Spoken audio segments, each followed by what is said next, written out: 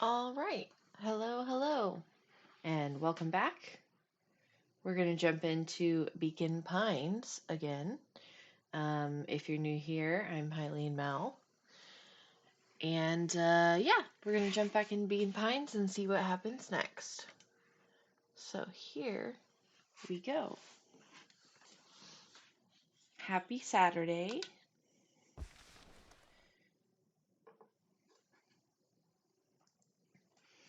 Chapter 6.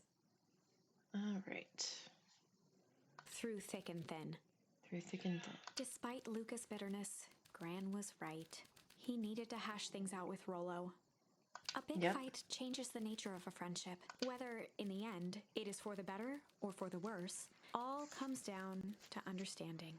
Yep, we gotta go make up with Rollo. The same familiarity that builds the strongest of bonds can become the wrecking ball that shatters them. Luka emerged from seclusion, taking in the crisp festival air. Oh yeah, the day of the festival. Okay. So let's see if we can make friends with Rollo again. They weren't on his mind. He had to find Rollo. Here we go. It's still so cute. Okay, so town is this way. It's his sister, Roxy. Luka, Rollo wanted me to tell you something. What is it? Roxy rolled her eyes, shaking her head. Sigh. A space adventure, though you needn't buy it. If ye be brave, go somewhere quiet. Roxy, I don't... It's a riddle, Luka. My goofy little brother wants you to find him. Luka looked down and kicked at the dirt. Look, I know you two had a fight. The only thing more annoying than my little brother is my little brother without his best friend. So I'm doing him this one favor. Now, I need one favor from you. Whatever it is that went down between you two, squash it. Space adventure, though you needn't buy it. If ye be brave, go somewhere quiet. The library! Okay, which is this way. Oh my gosh, look at all the festival stuff happening. Cool. How goes the beetle hunt? Pretty rotten. I haven't seen so much as an exuve. And it's not just the beetles. This morning I couldn't find any critters at all. It's like everything that buzzes or skitters just packed up and left. I'm sure they're out there somewhere. Maybe all the commotion of the festival just spooked them. Yeah, maybe that's it. Alright, well, let's not delay. Let's go find... Oh, Iggy! Let's go find Rollo. Okay, so Rollo is at the library, which is this way. The town looks so cool, decorated. Okay, here's the library. The library, somewhere quiet. In we go. Oh, he's not here. Hey, Luka. His eyes lit with excitement. I've been expecting you. Bravo on deciphering the first riddle. Oh. The first? You didn't think that was all, did you? Rollo does go all out, doesn't he? Straightened up and cleared his throat as if preparing to sing. Ahem. On planet Farpool, you may take issue.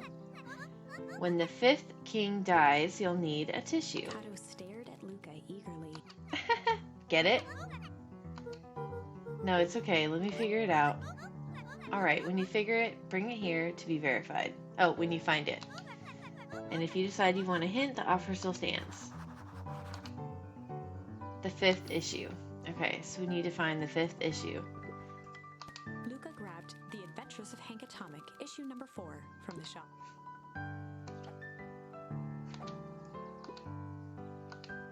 I need number 5. Luka grabbed The Adventures of Hank Atomic, issue there. number 5, from the shop. That's what I need. Ah, you found it. Kato removed his book from the desk and replaced it with Luka's, turning on the lamp. Whoa. Slid the book under the purple light light, 2 words glowed. The Adventures of Hank Atomic, Issue 5. Cool. Luka clicked his tongue with recognition. Rollo's cipher pen. He used to write secret messages everywhere with that, and only I had the special flashlight needed to reveal it. But I lost it. Well, apparently he traded Jeff for this purple light bulb. Parted with his entire Halloween candy stash. Aww. Rollo. Now let's see here. Kato began flipping through the pages, stopping when he hit a glowing word. Get away with such a grift. He continued flipping. Only found in Grub. Cart. Reaching the end of the book, Kato looked up. Grift in Grub Cart. Griffin?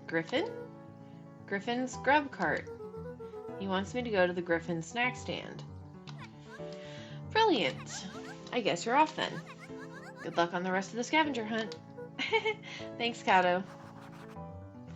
Okay.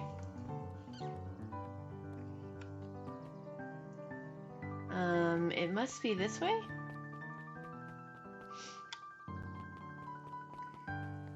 And this way.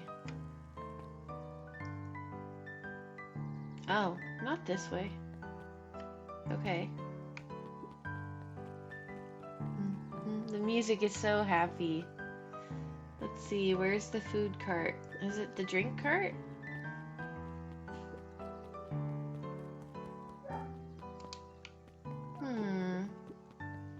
Is it this guy? Ain't moving. Nope. I don't know where the drink or the food cart is. Not this way. Well.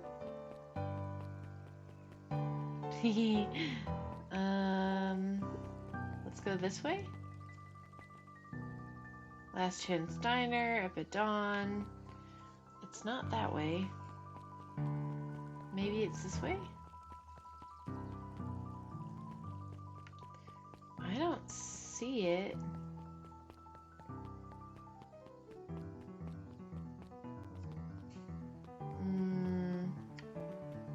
Not in the woods. Is it this way? Nope.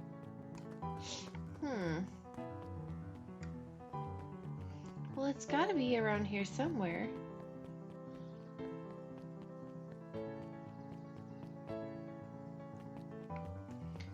Maybe it is. Oh, is it the ice cream guy? Ah, okay. I didn't think of that as a snack. Hey, Griffin. Did Rollo come? Luka could finish his sentence. Griffin handed him a corn dog. Oh, that's it? Bought and paid for. Enjoy. I thought there was supposed to be a riddle or something. Taking a sizable bite out of the corn dog. Yuck. It's cold. Oh yeah, it's been sitting here for a while. Rollo wanted me to be the one... Oh wait, Rollo wanted me to be sure to give you that one specifically. Luka tongued at his cheeks, feeling something rough between his teeth. He reached into his mouth and pulled out a slip of paper. Oh my god, he put a note into the corn dog? Oh, come on. He shook off the bits of corn dog to read the slip. A pickup when you need some pep. Near the fountain, up the step. Oh, the coffee place. Remainder of the corn dog. This is getting to be a whole thing. Goodness, Rollo. Okay, this way.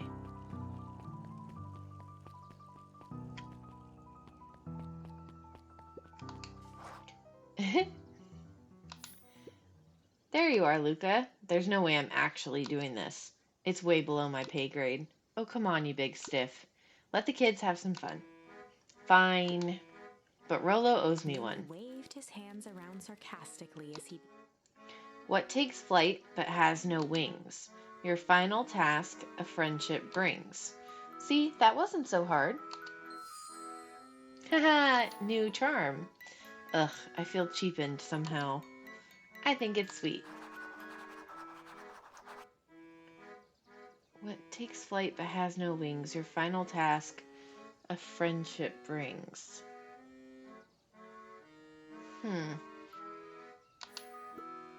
Good luck. I have no idea what that would be. Is that Rolo? Ah, balloons! Hey. Hey. Did you find the comic book? Yep. And the corn dog? Yep. Well then. I know it doesn't make up for what I said, but here, you've earned this. Sheepishly handed Luka Aww.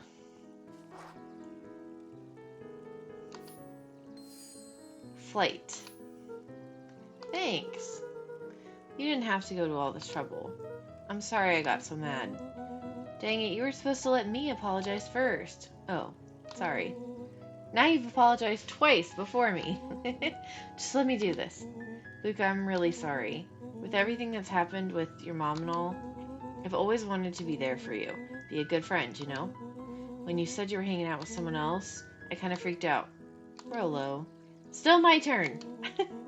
I felt like if you needed some new friend to help you, it meant that I wasn't good enough. But that was selfish and wrong. I was wrong. I'm so sorry, Luka. Okay, apology over. You can talk now. threw himself at Rolo, hugging him as Aww. Rolo, I don't deserve you. I don't deserve you either. That's why we deserve each other. So, what else do you want to do today? We could snoop around and try to find some info about your mom. Snoop where? We could probably sneak into Perennial Harvest HQ while everyone's at the festival. Aren't you curious about all those clipboards? Oh, about the stuff those clipboards write down? What if we get caught? I think I've had enough excitement for 1 week. Let's just make the rest of the day about us. Really? Yeah, the rest of the world can wait 1 more day. You know, I have been wanting to get some work done at the NCDC at Mission Control. The aim is a bit unpredictable. That sounds perfect. Aw, yay, we're gonna go to the treehouse. Let's go, Rolo. Treehouse is this way.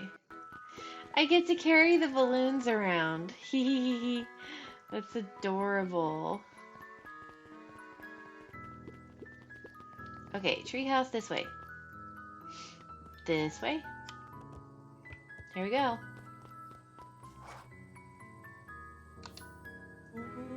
Oh, I almost forgot. I ran into your gran this morning. She asked me to give you this. handed Luka an unopened letter. Oh, I'll wait for you inside if you want to read it now. A letter? Luka, some things are going to happen that might be difficult for you to understand. If I am honest, I hardly understand them myself. But whatever happens, I need you to know that I love you. None of this is fair to you. You have already lost as we both have. I wish there was a simpler way forward. But if there is, I haven't thought of it. God knows I've tried everything I've done. I hope someday you can accept that. Love, Gran.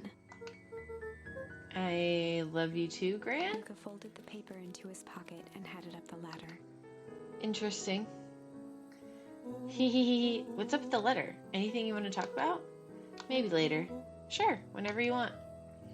Their little treehouse is so cute. You know, you really didn't have to go all that trouble just to apologize. I know, but we've been looking forward to the festival for weeks. After I ruined everything with my big mouth, this was the best way to make sure you still had a good time without me. Rolo. I was at a loss for words, but that was fine. Words aren't always necessary. The festival seemed nice. Was it nice? We can still go. Nah, this is fine. Well, there's always next year. Sadly, this was untrue. A distant rumble shook the treehouse. Oh, what? Huh? What was that? Oh man, we missed the fireworks? It was not fireworks. It was something the boys couldn't possibly comprehend. Something as old and cruel as time itself. Oh my gosh. Oh my gosh. Everything is frozen? A shockwave of cold tore through the room. a bitter, unfathomable chill. Before they could react, Excuse me? it encased them in ice. Two boys, reunited by friendship, only to be cruelly separated by a malevolence beyond reason. And so, our story ends on this melancholy scene. No. In a silent treehouse turned statuary. In a town brought low by its secrets, sits a pair of friends, alone, together. For the rest of time. The end. No. No, that can't be the ending. It simply can't. That is not I acceptable. won't accept it, and I hope you won't either. There are more endings, more possibilities. I can feel it. We are just going to have to sort through them all until we find the one that fits. Okay. Let's see. So, on the right, we've done basically everything.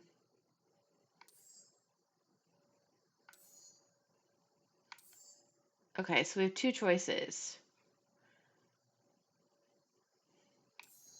We could do this with Beck or this with Iggy.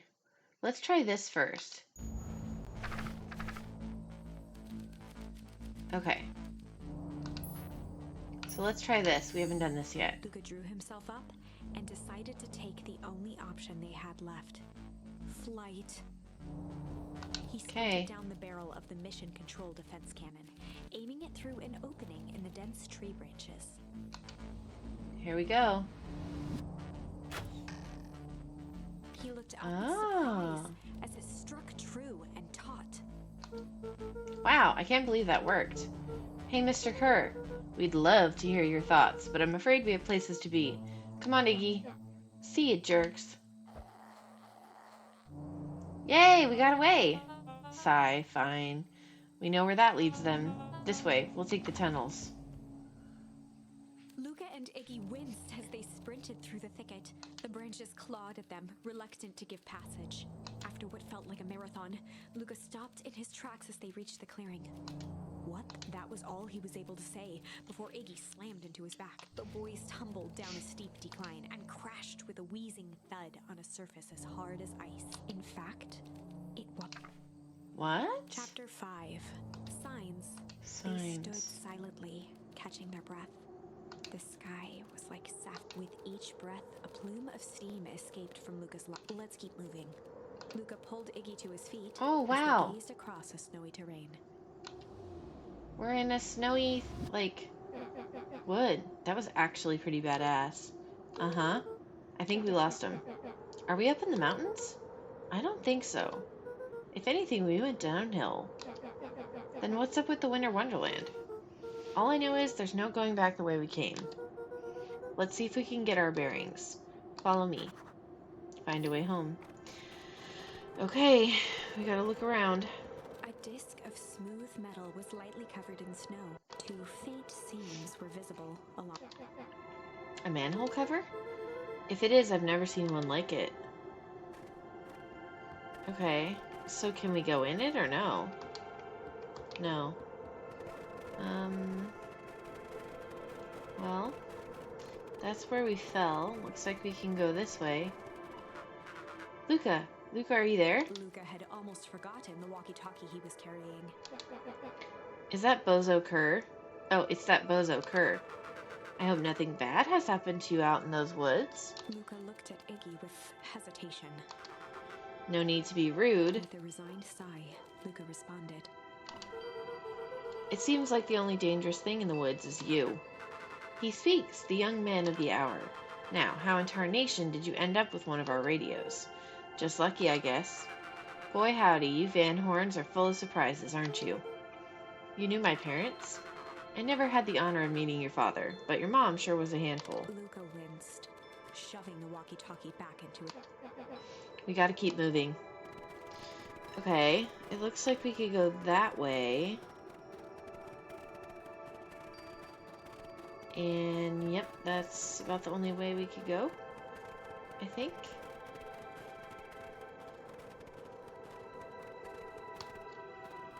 Where do we go?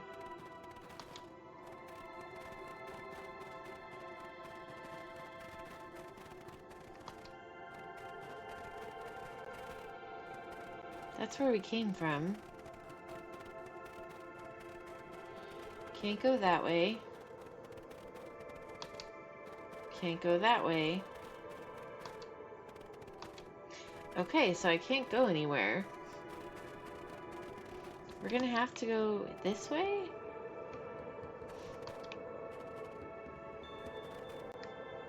Oh. What's the readout? Sitting just above 258 Kelvin. That's down a bit from last time. Should we report this to Mr. Kerr? Meh, still within safe ranges. It may be spreading, but it's under control for now. Even a small nudge in the equilibrium could cause a cascade. Dude, relax. Just a few more sites to hit before we can punch out. Let's get this over with.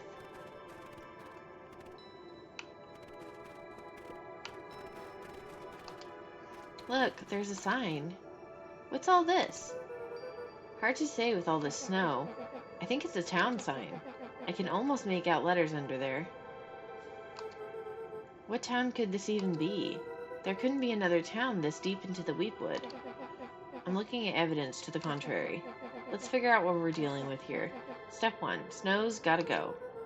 I'll see what I can do. Can we, like, smack it? Ooh. Throw snowballs at it? Haha! It says Beacon Pines. The boys stared in disbelief at the sign that now clearly read, "Welcome to Beacon Pines." This doesn't make any sense. We are in Beacon Pines? How's that possible? We ran away from town. How did we get back here? I guess we got turned around. Where did all the snow come from? Well, it's been colder than normal lately. It's a pretty big difference between sweater weather and this Arctic hellscape. The puddle we fought at before, it was cold too.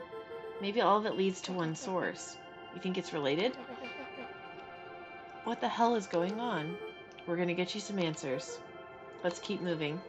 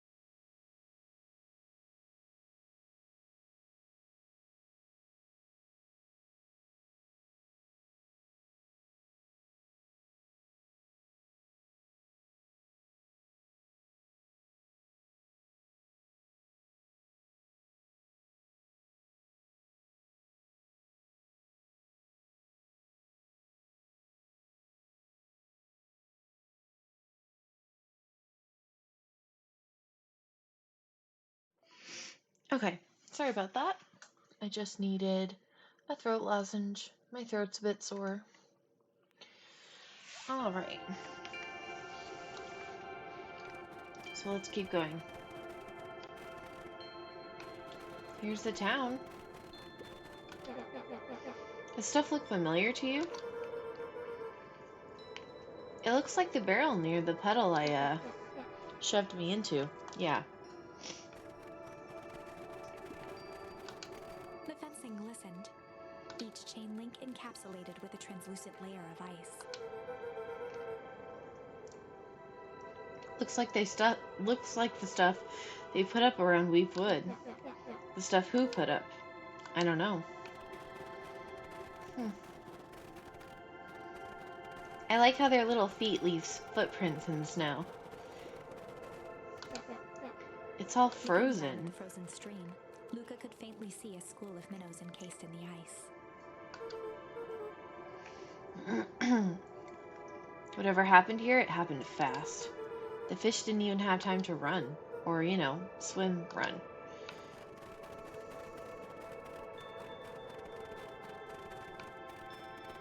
The crunching of footsteps trailing Luka went hush. He looked back to see Iggy's face twisted with confusion. Everyone's gone. What? There's nothing here but more snow.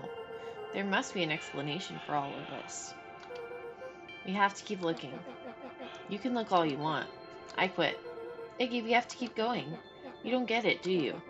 This isn't one of your pathetic Hank Atomic stories. We aren't going to save the day.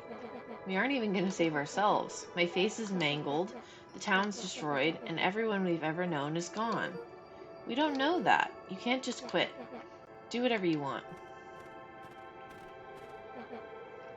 I'm done. Iggy, it's gonna be okay. Luka peered upward at the darkening sky. He let out a long, foggy breath. Hello there! You missed a small bit of information. So we were running from the perennial harvest goons and ran through the woods and came across a town sign that happens to be Beacon Pines, and it's all covered in like a blizzard or snow that we're investigating. So we came from Beacon Pines from the treehouse and ended up in Beacon Pines. Yeah, so we now get to figure out what happened. Faintly, Iggy began to cry. Oh, poor Seeing Iggy. in such a pathetic state gave Luka a sense of compassion and more than a little guilt. It is getting pretty late, I think. Just run back and everything will be back to normal. Yeah, I hope so. Probably not a great idea to stumble around in the dark anyway. Luka allowed himself to collapse next to Iggy. Let's just rest for a bit. You guys can't sleep there. It's frickin' freezing. If not for exhaustion, their minds would be racing, trying to make sense of the events of the day. As it was, all they had energy for was to sit in silence. I know, right? That little building right next to them, the window's open. They could go in there. But they're gonna sleep outside. Oh. The way the snow covered everything over, it's kind of calming. Yeah. I haven't had time to say it, but thanks. Huh? For getting us away from those creeps. I sort of froze up back there. Iggy, I should be the one apologizing. This all happened because I lost my temper. Nah, that's bull hockey. First of all, you didn't know what that gunk would do. You didn't, right? Of course not. And second, stop with this baloney about losing your temper. But I did lose my temper. Sarcastically to his half-deformed face. I know, I love a good snowstorm. Obviously. But that's exactly what you should have done. Huh? I was being a horse's ass. You were supposed to be a horse's ass in response. That's how it works. Iggy, I'm having a hard time following. You wanted me to fight you? Of course! Geez, you goody-goody types take forever to understand this very basic point. Replacement cussing. I know, right? It's such a, like, kiddie kind of game, but it sort of does get around cussing. Why would you go around saying cruel things trying to get into fights? It's something to do. You're an asshole because you're bored? Sometimes I just feel empty. You wouldn't understand. You and Rolo are always having a blast together, laughing and calling that dinky little treehouse mission control. Wept openly. Perfect little Luka Van Horn, with his perfect little life. Aww, my life is not perfect. Everybody in town likes you. Not everybody. Hell, that new girl hasn't even unpacked yet, and she likes you. You have Tish. He wiped his nose with a sleeve. I love Tish. Tish is great. But she ain't exactly the world's greatest conversationalist, you know. It sounds like he wants a friend. Absolutely. I get that impression. As he wiped his eyes. Huh, it must be raining out here. Definitely. Into a wide We should probably try to get some sleep. Yeah. Let's lay low for now. Tomorrow we'll get to the bottom of all this. Luka's eyelids began to slowly drift shut. Luka? Yeah? I always did want to see the inside of your dinky little treehouse. What do you think? Not bad. I'll give you the full tour when we get back. You know what? That's all Luka could whisper before succumbing to sleep. Aww. Iggy snuggled in some more. When it comes to worst days of my entire life, this one wasn't half bad. Dude, Luka's so nice. He's like willing to still be Iggy's friend after that, after everything. Luka was playing with toy blocks on the living room rug. He looked up to see his parents on the couch. His mother held his father's head in her lap. She idly stroked his hair while humming a song. Right? It's cool to see character development and growth. Behind Luka spoke. This is how you remember them. Luka turned to see his own fate. The doppelganger from his dreams, still clad in a yellow hazmat suit, still carrying a look of disdain behind empty. Aww, look at this perfectly cozy scene. You know, it wasn't really like this. Oh. The figure picked up a toy block and inspected it. It's amazing the facades that one can build given the right materials. Not that I blame us. These are a child's memories, all warm and fuzzy. So did his parents fight? Do you? Luka snatched the block from the figure's yellow-gloved hand. Remember what? The doppelganger pointed to the couch. The last day we saw him alive. The day he chose to abandon us. What? Luka turned to look at his father, still lounging on the couch. That is not true. He didn't abandon us. I know, I'm like, oh no. You're making everything sound so negative. Everything is true here. It's just a matter of what we choose. Well, let me show you. The world flickered and pulsed. Luka was sitting next to his bed, listening to his heartbeat with one of his dad's stethoscopes. The doppelganger limped into the room. No, we both know that's not how this went. He grabbed Luka's hand and guided the stethoscope to the floor. Luka heard muffled shouting. Oh. Close by the stethoscope, it was his parents, fighting. Do you remember what we did next? Luka gave a slow nod and crept down the hall to peek through the bin. He could see the outline of his mother at the bottom of the stairs. Damn it, Walt. We can't afford to get involved in this. She was scared. His father stepped forward. What am I supposed to do? Just watch? There's a sickness in this town, and we both know who's behind it. I swore an oath to help people. I won't turn my back on them. Luka's mother grabbed Walt. She was crying, pleading. I can't lose you. Walt calmly removed Eleanor's hand from his shoulder. What's right is right, and what's wrong is wrong. I could never live with myself if I let Sharper get away with this. Sharper Valentine? Voice. Spare me your bullshit platitudes. What about our son? Luka flinched, dropping the stethoscope down the stairs. Uh-oh. Turned with a panicked smile. Luka, is that you, buddy? With tears in his eyes, Luka descended the stairs. Mom? Dad? What's going on? Walt dropped to a knee to meet Luka eye to eye. Nothing, buckaroo. Your mom and I just got a little overexcited is all. Understatement of the century. His father's chest. His heart was racing. It sounded like you were going somewhere. Walt gently removed the device from Luka's ears. Listen to me, Luka. I have some business to take care of. I'll be back in time to tuck you in. Luka hugged his father tightly. Promise? Walt stood up and walked to the door. He glanced. I promise. With a wink and a grin, he put on his hat and strode out into the evenings. Hey, who's that? I know. The figure approached soundlessly from the foggy snowfall. Who's this lady? It stood above them, lingering in contemplation. I kind of wish his dreams had animations, like that they had, instead of just the narrator reading it, I wish it had a little animation of what he was seeing, but that's okay. Slowly raising one hand above Iggy, it snapped out 2 brisk raps on his head. Who is that? From a deep slumber, Iggy sprang up defensively. Get your hands off of me. Whether it was the calming presence or the recognition that he was not in danger, Iggy felt his clenched fists lower. Just what do you think you're doing? Luka looked up, gradually remembering his whereabouts. The figure exhaled a cloud of warm vapor. You two certainly have caused a lot of commotion. What's that supposed to mean? Take it easy, Iggy. We were asleep, minding our own business. You're the one running around knocking on people's heads. I'm sorry if I hurt you, Iggy. You didn't hurt nobody. Anybody. Huh? Oh, I see. You think you're better than me. When You... it came to complete strangers, Iggy had trouble cobbling together an insult. You big-hatted, scarfy-necked furball. Okay, let's lower the temperature a bit here. Interesting choice of words. I mean, let's all just calm down.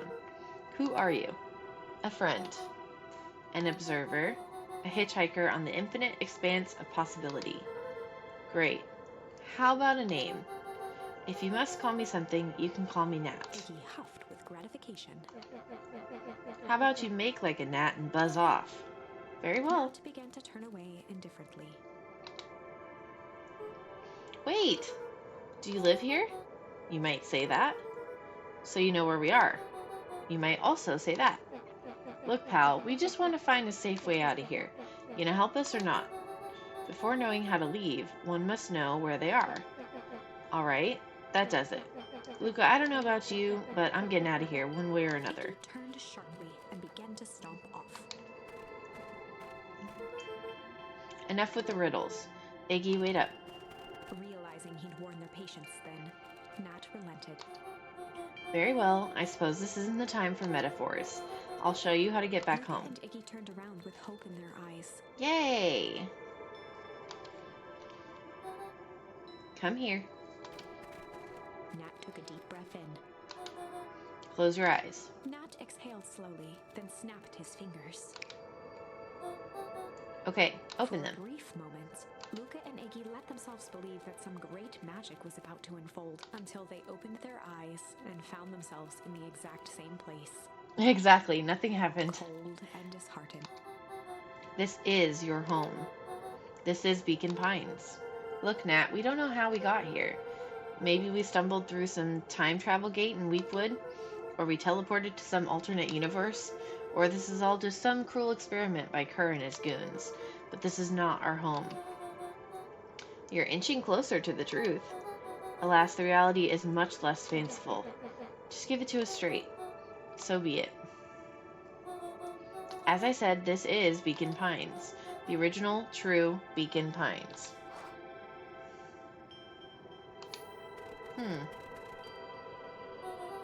You both grew up here, but the town you've called your home for the past several years is a replica. A remarkable achievement of engineering, to be fair. But a replica, nonetheless. That's impossible. It's too much work. You'd need a whole town to replicate a whole town. I wonder if his dad did too. Or his mom, maybe that's where she went? I don't know. Indeed, to pull off such a feat would require immense labor power. That which could be moved would be moved. That which could not would require a precise duplicate. We would have noticed. Someone would have noticed. You'd think so, unless the auditing was impeccable. A mind-numbing attention to detail. As for the innumerable trivialities which complete the tapestry, well, you can leave that to this miraculous thing we call a brain. It has a real aversion to discontinuity, a revulsion even. The brain has a wonderful way of smoothing out the rough edges, keeping us sane. So you're saying that someone made an entire new town and moved us all and no one noticed? Precisely. But why? Why is the one question that can never be answered with certainty. The best one can do is to uncover... Nat narrowed his eyes, furrowed his brow, and uttered, the source. Why'd you say the source like that? Why, indeed. Luka began to laugh uncomfortably. It's all ridiculous. There's no way they could. Down at his feet, his eyes started back and forth in contemplation. With a sudden pain, a thought struck him. If this really is home... He sprinted off into the pale distance. I know where he's going. Nat called out, Iggy, it's not too late to turn back. Simply head west through Weepwood. Okay, I know exactly where he's going. Chapter 6. The source. Nat expressed his sympathy with a shrug and sauntered off as unassumingly as he'd arrived. He'd given Luka and Iggy what they needed, and nothing more. As Luka sprinted across the snow, the events of the past few days became clearer, pieces to a larger puzzle. I don't get why it's constant winter though. Yeah, I'm not really sure Rolo said he either, was but underground somewhere, I think it has something captured. to do with the chemicals. Mr. Kerr tried to cover it up with lies. The clipboards were hell-bent on capturing Iggy. It all seemed to point to perennial harvest. But right now, there was one thing that Luka needed to know. Yeah, Luka this. stopped dead in his tracks. The tree was gone, uprooted and moved, leaving a raw gash in the... He dropped to his knees and dug wildly at the cold... This was his dad's grave His warm site. hands hit something hard. A dry whisper escaped Luka's lips. You're here. All this time I thought I was visiting you, but you've been here, alone in the snow. Dad, I'm so sorry. They ruined your favorite spot in the world. Our favorite spot in the world. Dad, what do I do? I know it's so sad. They just ripped the tree out and moved it to make it look like it was the same There was no place. reply, just snow-covered silence. Why'd you give me the slip like that? What if I couldn't find you, you jerk? Iggy finally noticed the tears welling in Luka's eyes and the snow-covered grave. Oh. Iggy, they stole his tree, Iggy. Yikes. Suddenly, they heard the crunch of approaching footsteps in the snow. Uh-oh. Let's go hide.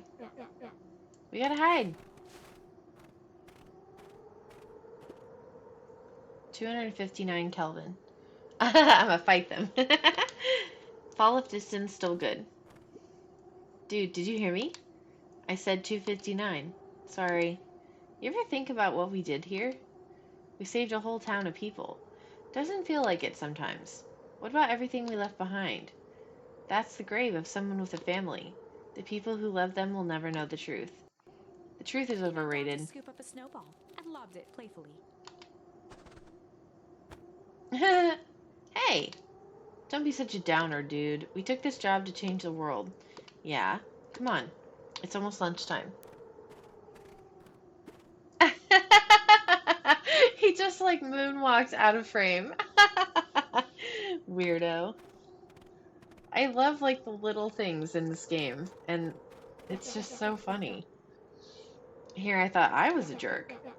These dinguses are out here literally dancing on Luka graves. stuttered through heaving sobs. I thought I was visiting him. I thought he was with me. Not gonna lie, that's a bad break. Here's some Iggy advice. gave Luka a solid smack on the back of his head. What? Hey! Who's any of this helping? What? Sitting here in the snow, crying like some pushover. Who are you helping? Iggy, look what they did. They lied to everyone. Blah, blah, blah. Luka Van Horn, you're a lot of things, but you ain't no pushover. What did I tell you before? When some jerk comes at you acting like a horse's ass, I should stand up for myself. Hell yeah. Kerr and his merry little band of clipboards pulled off this switcheroo for a reason, right? Nat mentioned something about a Luka source. his eyes with a sleeve. Whatever's at the source must be awfully valuable to perennial harvest. Sure would be a shame if something unfortunate were to happen to their precious source, wouldn't it? What do you have in mind? If it's small enough to steal, we snatch it. If it's too big to snatch, we smash it. And what if it's too big to smash? He flashed a mischievous smile and cracked his knuckle. I'm always up for a challenge. I'm gonna make this right, Dad. I promise. Let's do this. Locate the source. Okay, so where do I go now? She said to go west, but I don't think I can go anywhere. Oh, it can get awful cold out there in those woods, Luka. Probably best you two stay put and conserve your energy. Help's on the way. Where's Rolo? Where's my mom? Did you kill her? Oh, heavens, no. Do I seem like a killer to you? Luka shared a skeptical look. Well, do I? Yeah. Shucks, now that hurts my feelings. Screw that guy. Alright, well, I think I can only go this way. So, this way? This way?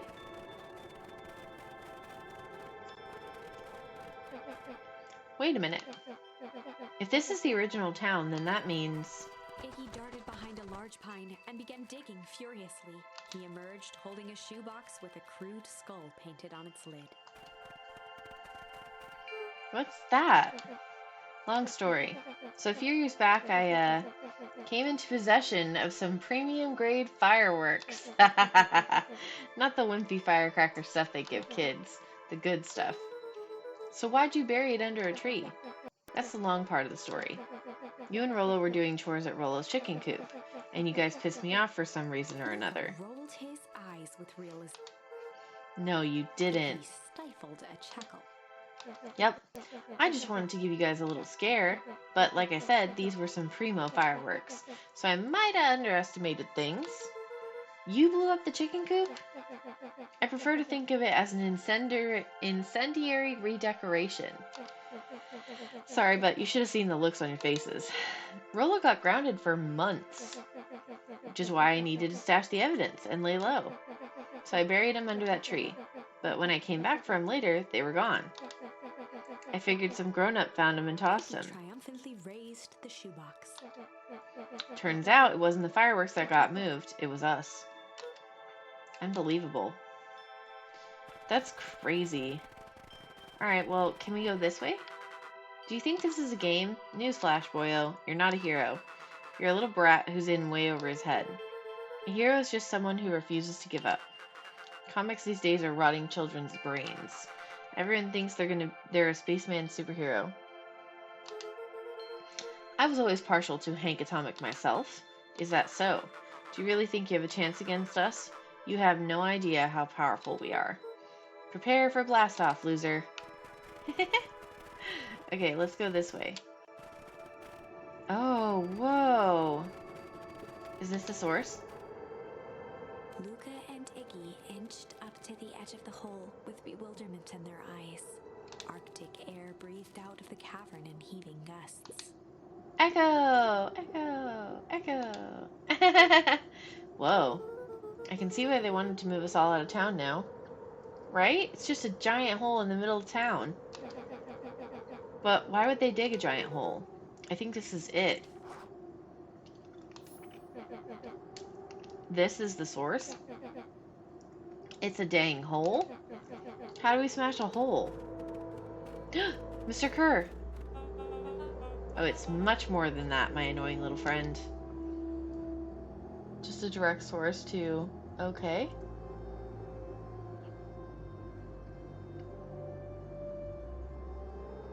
Oklahoma? Oh, 0 Kelvin. Very possible. Kerr, where's Rollo? I wasn't lying before. He's safe. Well, safer than you two at least. Drats, it's cold. You just had to drag me all the way out here, didn't you? Kerr gazed down the abyss in contemplation. It really is something, isn't it? What did you do to our town? My bad, those look the same. They do look the same. What is all of this? Well, that's a doozy of a question. This is the source, where they collect the unrefined... Scratched the back of his head. Honestly, boys, I don't understand any of this well enough to explain it. Fact of the matter is, I'm not paid to know. What do you mean you don't know? Aren't you in charge? Oh heavens no. My role is merely to flash a winning smile and manage various complications. Complications like us? You are a smart boy. His face contorted into a saccharine grin. It really is nothing personal. Some people are destined to strive for greatness, and others are simply obstacles along the way. Seems like you were destined to be a creepy lackey. The point is that we all play our part in life. Mine just happened to be a lead in the role of a lifetime. And you happen to be extras, ready for your curtain call. We aren't giving up without a fight. Your smile's not going to be so winning after we're done with you. Now, boys, there's no need for melodrama. It makes even a professional such as myself embarrassed for you. He sounds like an actor. I feel like everyone's saying it's nothing personal, right? Let's change the mood a bit. Kerr snapped his fingers. Scene change. Yeah, he sounds like an actor. There, that's better. Deal with them. turned to Luka with a sly glance. Why are you smirking? Because I have a box full of fireworks, and you don't. Iggy waved the box into the air, threatening to drop it down the hole. Stop! Let's not do something regrettable. Joke's on you. Regret is one of my specialties. Go boom! Out of curiosity, what would happen if I threw these in your precious hole? Nothing. Nothing at all. You're a terrible liar. I'll have you know, I'm an exceptional liar. That's far enough. He plucked a single bottle rocket from the box and held it up with reverence. Stop, you fool! Then you shouldn't care. Call off your goons. After a long pause, Mr. Kerr flung up his hand with frustration. Very well. You all can head back for the night. It's been a long day. I'll handle these two from here. I'm surprised they, didn't just push him in the hole. I mean, I know they're kids, but... It's just us now, Iggy. You can put that down. Wait, what, like this? Ha! He's gonna drop it. Into the hole. Haha! Yeah. It wasn't lit, though. Like, I didn't see him light it, but we'll just gloss over that. Ooh. Whoa. With a growl, Kerr leapt at Iggy, crashing through Luka. Oh no! Iggy tried to twist away, but in the struggle they both tumbled over the side. Luka dove forward, bracing Iggy's hand just before it slipped. I know, I'm like, save him! Cold, wet snow. He could see Kerr further down, clinging to Iggy's coat. You reckless child, what have you done? Luka, listen to me. Hold on tight and use the walkie-talkie to call them back. How? What channel do I use? Doesn't make a damn difference, they're always listening. If you do that, the clipboards will just haul us up and snag us both. The only way you get out of this is if Kerr's out of the picture. Just let go and save yourself. If he lets go, we both die. I don't want to die, but seeing the look on your face almost makes it worth it. Mr. Kerr, you've had a long life. Why don't you actually do something selfless and just let go? Just let go. Long life? I'll have you know, I can still play 25. You should have heard me sing the part of Phileas Young. With a wild look in his eye, Mr. Kerr began to hum a proud melody. Oh my god. Wow, can you believe this guy? Luka's hand began to cramp. His voice. I know, Iggy, take off the jacket. Kerr, just let go. No can do. If you want to save your friend, you'll have to save me too. Luka, look at me. It's okay. Luka felt Iggy loosen his grasp. You aren't gonna kill your friend like that, are you? Every muscle in Luka's body burned. I'm not his friend. Yes, you are. Nah, I'm just a no-good bully. Like you, Kerr. Iggy, no. Luka felt his hand slipping. And I told you what you need to do with bullies. I can't. It's your only way out of this mess. 2 birds with 1 stone. It makes sense for us to fall together. Wackadoos travel in packs. Calm settled over Iggy's face. Luka, let me do Iggy's this. voice was colder than the bitter air billowing Do I from actually the get to chasm. choose? Like, I hope so. Let me do the right thing for once. Oh, I might get to choose. Okay, Luka had no choice but to... Okay. Accept or refuse Iggy's request. I think I'm gonna accept it. I'm gonna see what happens. Luka had no choice but to Oh. accept Iggy's request. With a quiet blink, Luka watched a teardrop sail down into the howling void. I hope I made the right choice. As his fingers slowly gave up, he met eyes with Iggy. Good. Although the good thing about this game is if I made the wrong His words were choice, swallowed by darkness. later I'll get to try something else. Exactly. Iggy's at peace and we got rid of her.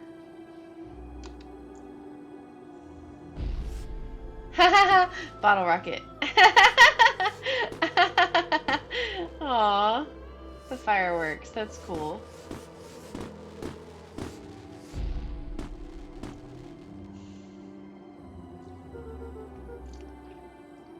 Hell of a goodbye, Iggy.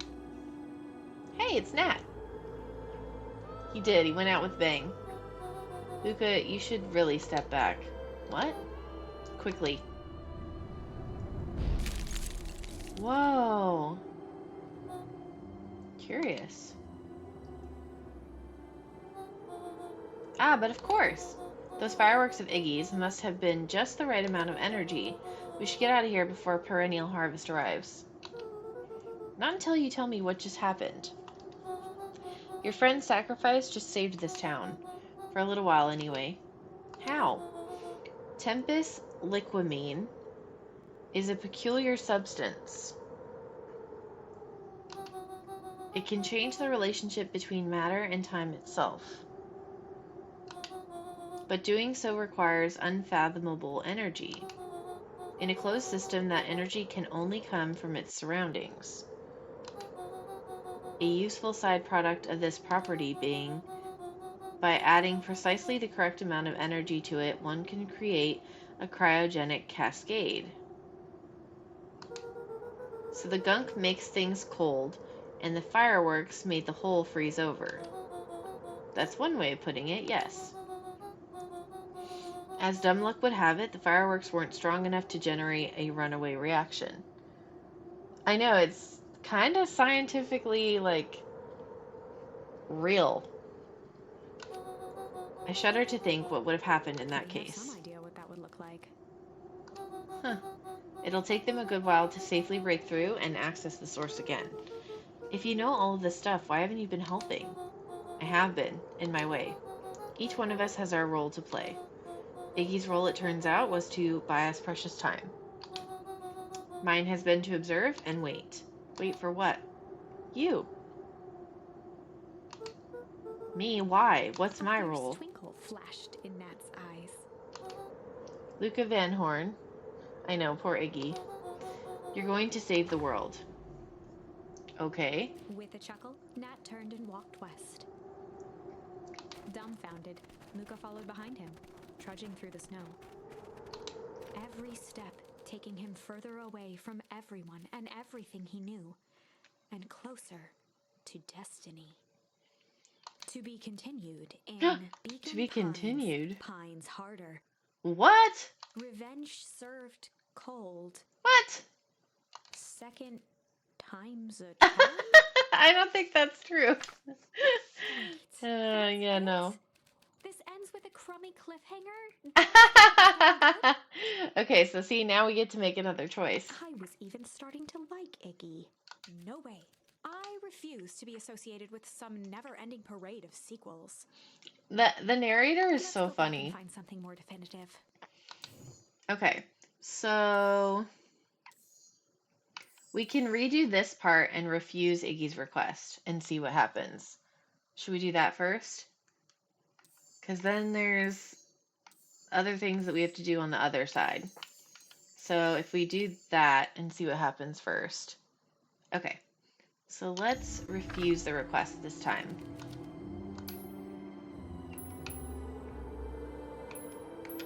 Refuse. Luka had no choice but to refuse Iggy's request. He tightened his grip and reached for the walkie-talkie in his pocket. A wild delight crept onto Mr. Kerr's face. That's a good lad. Iggy begged Luka with his eyes one last time. But Luka, we need help. Mr. Kerr is in danger. I know, I hate Kerr. It wasn't long before they were once again surrounded by clipboards. Mr. Kerr sighed with relieved frustration. There you are. You really are a worthless lot, aren't you? Mirror. Now, a clipboard dutifully produced an ornate ivory hand mirror, and Mr. Kerr began preening his tousled hair. Oy. That's better. Mr. Van Horn, I applaud your sharp thinking under duress. I'll put in a good word for you with the founder. Take them away. The founder? A swarm of hands overpowered Luka. The last thing he saw before a cloth bag was pulled over his head was the defeated look on Iggy's face. Oh, Iggy's gonna be so mad at us. The end. Oh, that's the end too. I think this was one of those times where doing the right thing was the wrong thing. Okay, so now we get to choose the only other choice that has a branch that we haven't tried, which is this one. This is back with Beck. So we tried Rumble, so now we're gonna do Break. Luka began to respond, but the sky answered for him as the clouds above began to break, revealing patches of star-filled summer night. Moonlight filtered down, shimmering in the treetops. Oh, no rain. Sure, you can meet Rolo. You're not going home? No, I promised Rolo I'd tell him Luka about... stopped himself mid-sentence. Promised you'd tell him what? Spit it out, bub. We're thick as thieves now. If there's a juicy secret, you've got to tell me. Okay. You can come to the treehouse and I'll tell you both what happened. Heck yeah. Okay, let's go. Luka saw Beck skulking by the gate. So you're telling me there's nothing mysterious or creepy about this place? It's mostly boring and empty. I refuse to believe that. Big spiked gate, looming mansion, with rich, reclusive owners. It even smells shady. Beck grabbed the wrought iron bars and shook the gate. Mark my words, you decadent nightmare house. You will reveal your secrets to me. Oh, the gate opened. What'd you do? First of all, I told you so. Second, hide! Oh, that's the heiress. Heiress Valentine. Who's she talking to? Shh. I expect you return that suit in working order. Of course. As long as everything proceeds as planned, there's nothing to worry about. The only thing I'm worried about is what's rightfully mine.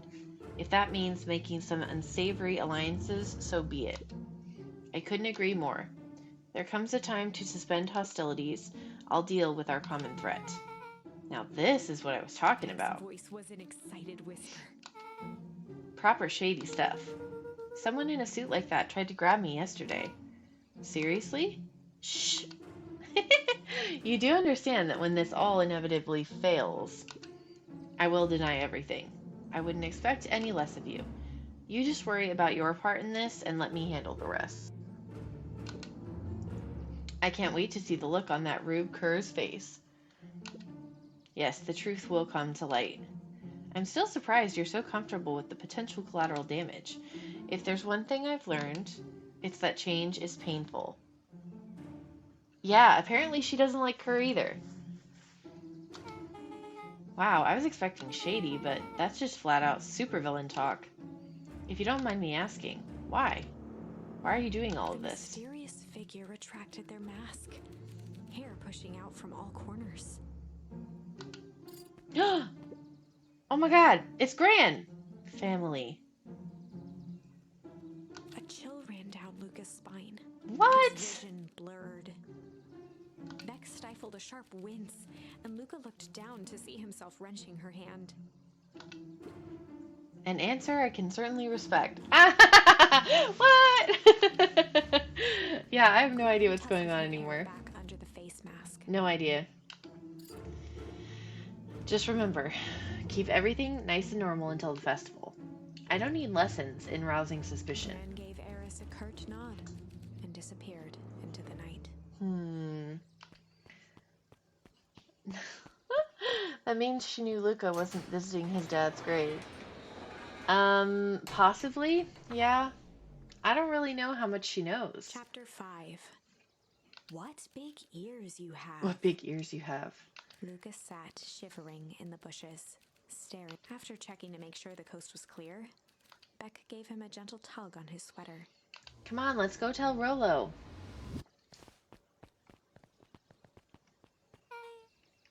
What's wrong? You look like you've seen a ghost. Why were you so scared of that old lady in the hazmat suit? That was my gran. That was your gran? Yeah. Okay, well, I'm sure there's a perfectly reasonable explanation for all of this. Let's just get to the treehouse and figure things out there. Lead the way. The way they walk is so adorable. They're so bouncy and just so cute. Oh gosh, Mr. Nuncreed. For the last time, there's nothing to worry about. Of course, we're not worried. The clipboard finished writing with a scratchy flourish and looked up. Yeah, only the kids bounce like that. It's true. Just dotting our I's and crossing our T's. Well, maybe try minding your P's and Q's. Mr. Nuncreed, arms crossed over his paunch, gave an exhausted sigh. If there's anything you need knowing, you'll know it. Absolutely. If you'll just sign here acknowledging everything is accurate, we'll be out of your hair in a flash. Oh, for the love of... He snatched the pad and scribbled his name so hard the pen nearly snapped. There. And would you like my eternal soul as well? The clipboards looked at each other for a moment, almost pondering the possibility, then broke into laughter as they walked away.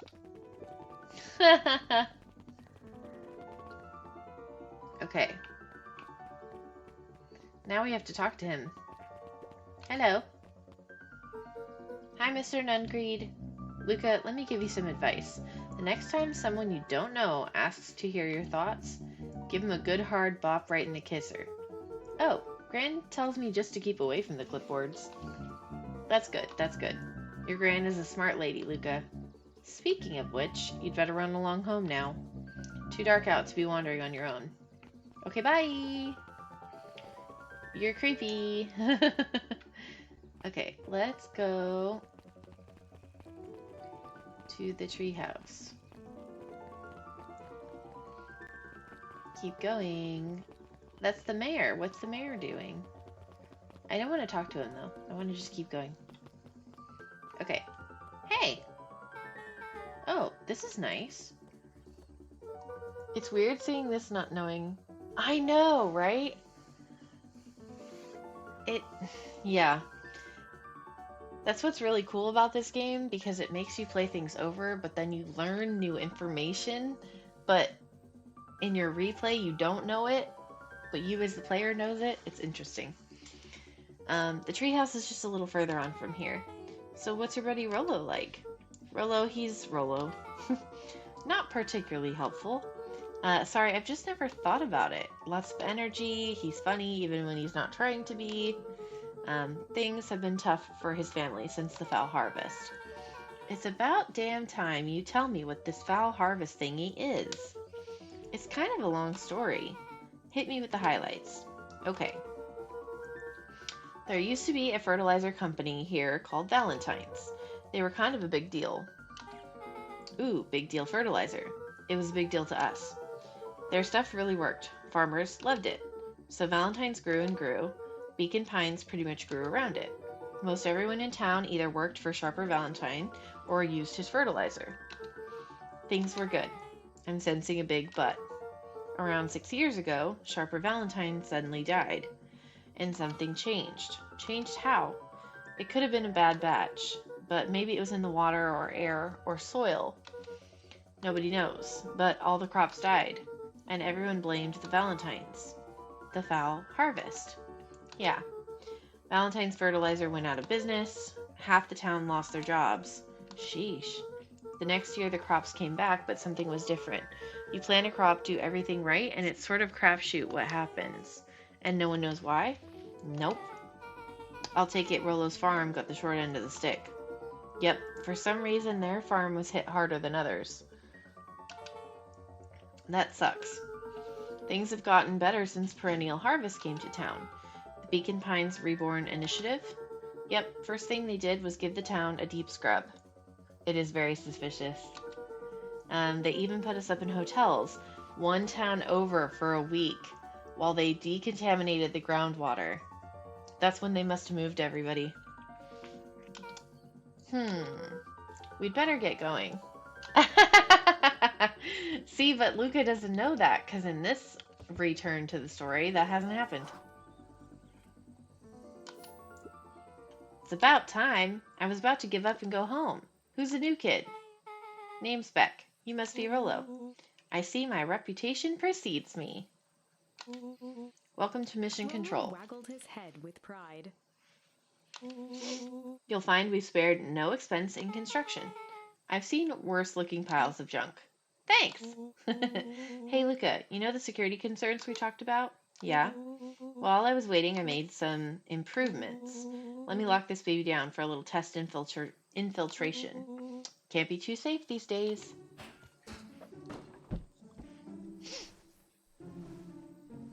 Hey, he pulled up the ladder.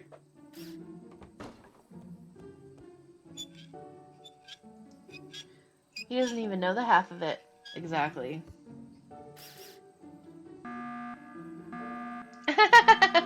What? Ooh, he goes all out, doesn't he?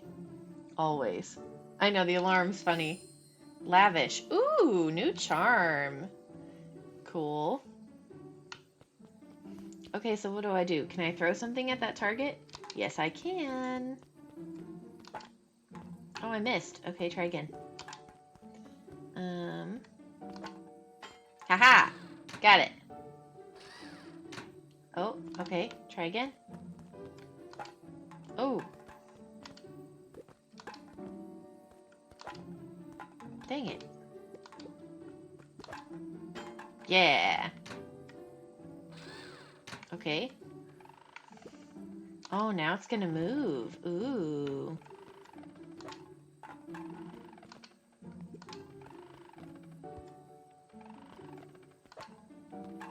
Dang, man. Gimme. Yay. I know, it is a fancy treehouse that a little kid built. Like, good job. Where'd you guys get all this junk in the first place? There's a guy in town named Jeff who trades us junk for snacks. Junk food for junk. Nice. Cool, now we get to go up here. So, pretty sweet security, right? It was imaginative, I'll give you that. Luka, are we sure we can trust the new recruit? I know, it's so swanky. I never had a treehouse. It would have been so fun to have one. I'll vouch for her. Thanks, I guess. Oh, Luka, you promised to fill me in about the Valentine warehouse. So like I said, there was someone there. What were they doing? I don't know, but the place lit up, or was lit up and active. Maybe they were squatters? I don't think so. It seemed more organized. When the man pulled me in, I saw some sort of equipment running. A man pulled you in? Yeah, but I got away. You keep saying it was a man. They were wearing a mask, right? Yeah. Then it could have been a woman. How'd you get away? I grabbed a rock or something and broke their mask. They let go and I ran. Dang. That's intense. No wonder you freaked out when you saw your grandma. Yeah, that's the other part. On our way here, Beck and I saw Eris Valentine meeting with Gran, wearing the same sort of hazmat suit. Let out a low whistle. And they weren't there for idle chit-chat. It was a proper clandestine meetup. Maybe that is why she needed to borrow a suit. Because hers got broken. So let me get this straight. There's an operation in full swing at the Valentine warehouse. You were almost abducted by a strange man or woman in a protective suit, and then you saw your Gran in the same suit talking to Eris Valentine? Pretty much. I'm beginning to think this town is kind of awesome. Shot back a look. No offense. So we can logically conclude aliens or alien zombies have infiltrated the town. And their leader is your Gran, and she tried to murder you. First of all, and for the last time, there are no aliens. Second, it couldn't have been my Gran at the warehouse. I broke that person's mask to get away. The mask Gran was wearing wasn't damaged. But she's definitely hiding something. Maybe. Your Gran is weird, but she might be the most boring person in the universe. All she does is sit around all day making jam. What could she possibly have to hide? I don't know, we haven't talked much since she moved in. Moved in? Your Gran isn't from here? No, she came a few months back to take care of me after his mom went missing. Did you know your Gran before? Not really, no. It'd been years since I'd seen her. Luka, don't take this the wrong way, but are we sure your gran is on the up and up? Luka gazed out the Yeah, window. like, is she actually your grandma? I'm just saying. It sounds like strange stuff has been happening since she showed up. We could say the same thing about your family. But you're right. Luka, your gran is hiding something. And Pa always says, folks only bury stuff worth digging up. We need to investigate your house. If my gran really is hiding something, don't you think I would have noticed by now? That's kind of the whole point of hiding something. I guess you're right. Gran's been leaving the house for hours at a time this week. I'll call you two tomorrow when the coast is clear, and we can start getting to the bottom of this. I'm always game for a good snoop. You can count me in. Cool. Chapter 6. Secret lair. Summer forged ahead, but the nights only seemed to grow colder. Luka walked home slowly under the pale starlight, cautious to avoid any more surprises lurking in the shadows. Reaching Okay. home, he slipped quietly into bed, half dreading what they might discover the next day.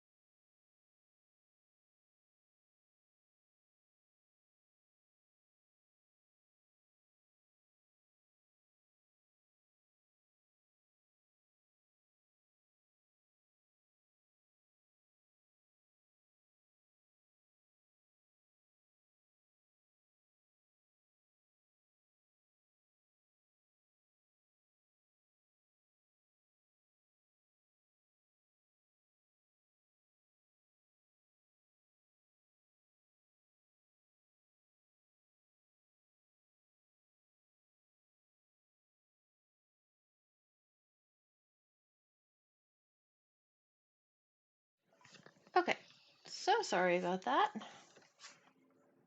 Let's get back into the story. All right. Thanks. Oh, wake up, Luka. What time is it? Cute little sweater. I assume that was the front door that someone was knocking at. So we have to go downstairs and answer the door.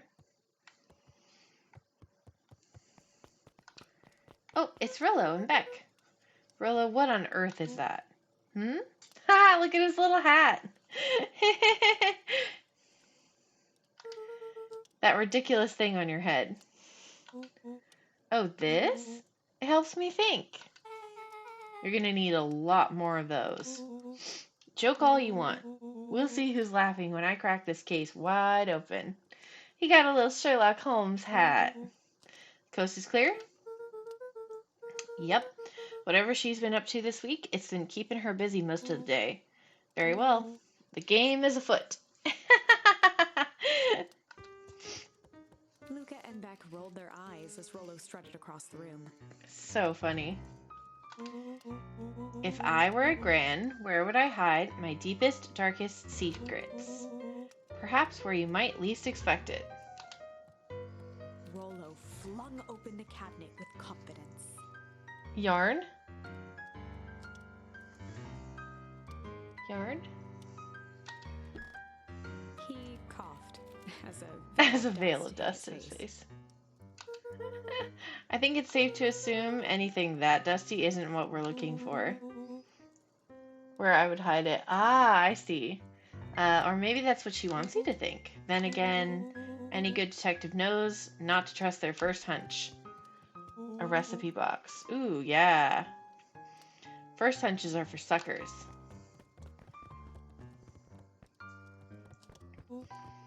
Eureka! She's lit a fire in order to burn the evidence. She keeps that fire going every day, Rollo. Drat, it may already be too late. Just think of the mounds of documents lost to ash. Okay, I'm gonna stop you right there. Can we just think for a moment? Luka, is there anywhere Gran doesn't want you to go? Yeah, the closet upstairs. Maybe it stands to reason we should check there? No dice, it's locked. Well, well, well. Look who stands to reason now. And I have no idea where the key is. If it really is important, then she probably keeps it with her. Anywhere else? She has her berry bushes. Who has ever thought, I'm gonna take this important thing and huck it in a bush? True. Anything else? Maybe something out of the ordinary? Well, she is always worried I'll break her fancy dishware in the kitchen. But it doesn't matter anyway, I can't reach the latch. A look of realization crept onto Luka's face. All three kids snapped to glance at each other and sprinted in turn. Kitchen!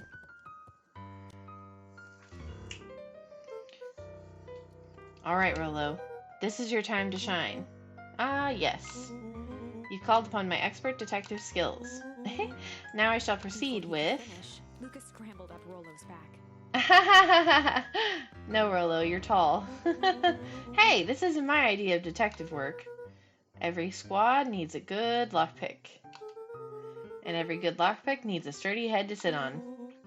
This is beneath my standing. Stop complaining and hold still. Got it. The three crowded around the hutch to peer in. With the glass doors opened, a perfect porcelain display gleamed, and their eyes searched for anything amiss. But the only distinct feature was its impeccability. Well, that was anticlimactic. Yeah, I don't really know what we were expecting. Like, oh hey, let me just yank on this random teacup and... on one of the teacups. It slanted forward with a hollow click. No way, Beck. The entire hutch began to rustle and slide under its own power. Good job, Beck. Seems like your gran has been doing some remodeling. Dude, only 2 types of people have secret lairs. Evil masterminds and superheroes. So which one do we think she is? We're about to find out. It's like the Batcave. It's behind a cabinet. Cat villain. Okay, so more of an unhinged conspiracist vibe.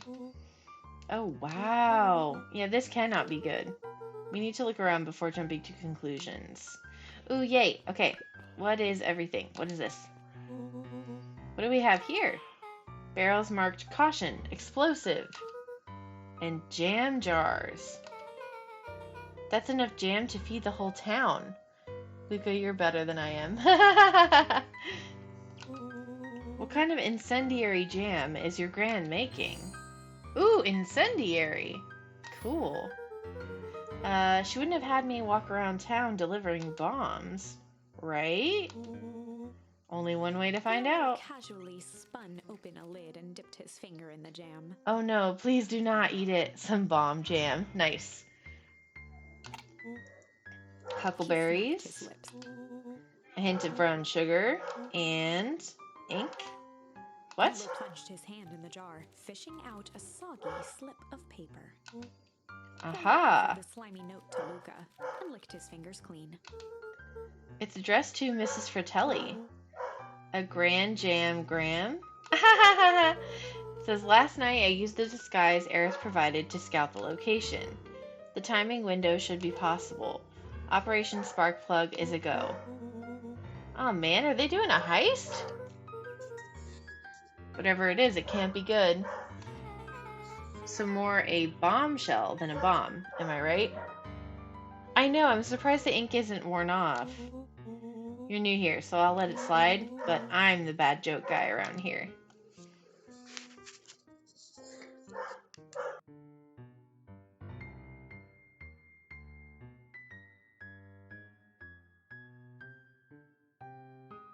Alright, let's see what else there is.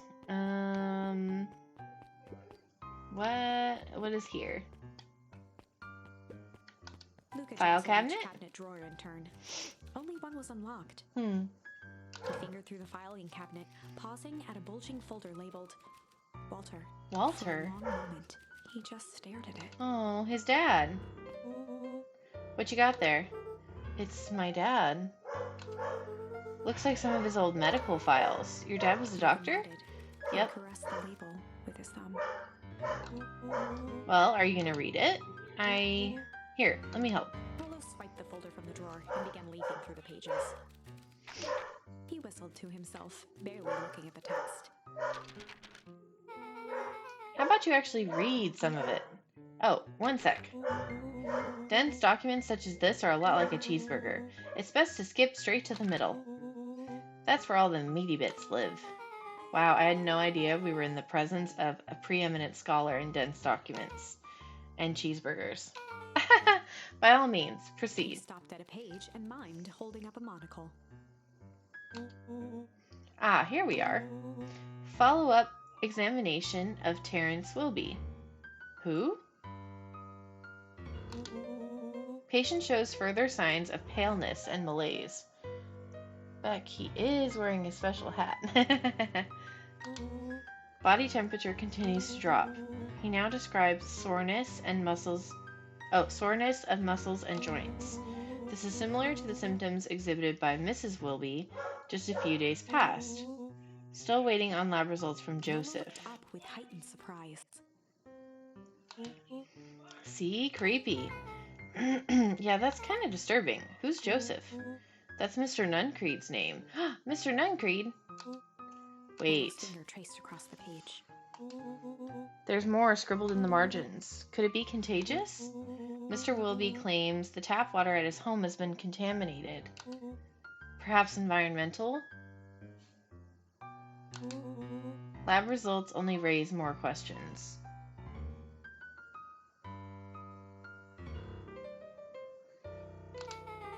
It's like he came back to this report later and made those notes. So it might be related to something else. Through several more pages. Here, the writing looks shaky. I just couldn't help her. This disease, or whatever it is, progresses so fast. And with his wife passing, Terrence's condition follows close behind, exacerbated by the loss. Enough is enough. I need to take matters into my own hands. Luka, staring blankly at the cabinet this whole time, spoke softly. Excuse me. What does it say Then next? rustled the folder, trying to lose. That's where it ends. What? There has to be Luka more. frantically shoved the remaining cabinet folders, trying to find another labeled Walter. Luka, I think that's the only one. It's alphabetical, see? What did he mean, enough is enough? How did he take matters into his own hands? This is bullshit. Luka slammed the drawer shut. A spider web of string connected photos of people from the town, interspersed with hastily scrawled notes. Well, she sure has kept herself busy. Is your gran a serial killer? Because I'm starting to get a vibe. Don't be ridiculous. Sure, she's just tracking the movements of everyone in town out of the kindness of her heart. She put little symbols by some of them. Yeah, Mr. Nuncreed has a check mark. The clipboards are all inside a big circle. My moms are both on here, both with question marks. Gus Valentine has a question mark. Eris has a question mark that's been crossed out. Mr. Kerr has a bullseye. The killer has chosen her next victim. We don't know what any of this means. Whatever it means is probably not good. Wait, what's this over here? Oh, it's a little punching bag. A speed bag. Ooh. Okay. They crowded around a worn-down old map of Beacon Pines. Cool. This looks like a treasure map. Not every old map is a treasure map, Rollo. Yeah, but every treasure map is an old map. Can't fault that logic. Look, there's even a pathway drawn on it. It starts at the entrance to town. And if we follow it, Traced the path with his finger. It leads right to down at the end point. Town Square. That's the fountain in the middle of town. I know, so cute. What a weird place to hide treasure. Rollo, that doesn't look like treasure to me. The end of the path on that map has the same symbol as those explosives over there. So it's not hiding treasure? A real bummer. Rollo, what's the thing you've been excited about for the past month? The festival. Gulp. Did you just say gulp? This feels like a gulp kind of situation. Everyone will be gathered near the center of town. She's gonna blow up the festival. Not if we stop her. What was that? Luka looked up from the... What was that? What was what? No, I heard it too. It was the front door. Which means someone just shut the door. Which means someone's upstairs. Quiet. Hit the lights. Beck flicked off the light, and they became statues overhead, creaking floorboards bent under slow, deliberate steps. The kids looked up, the tilt of their necks following each footfall.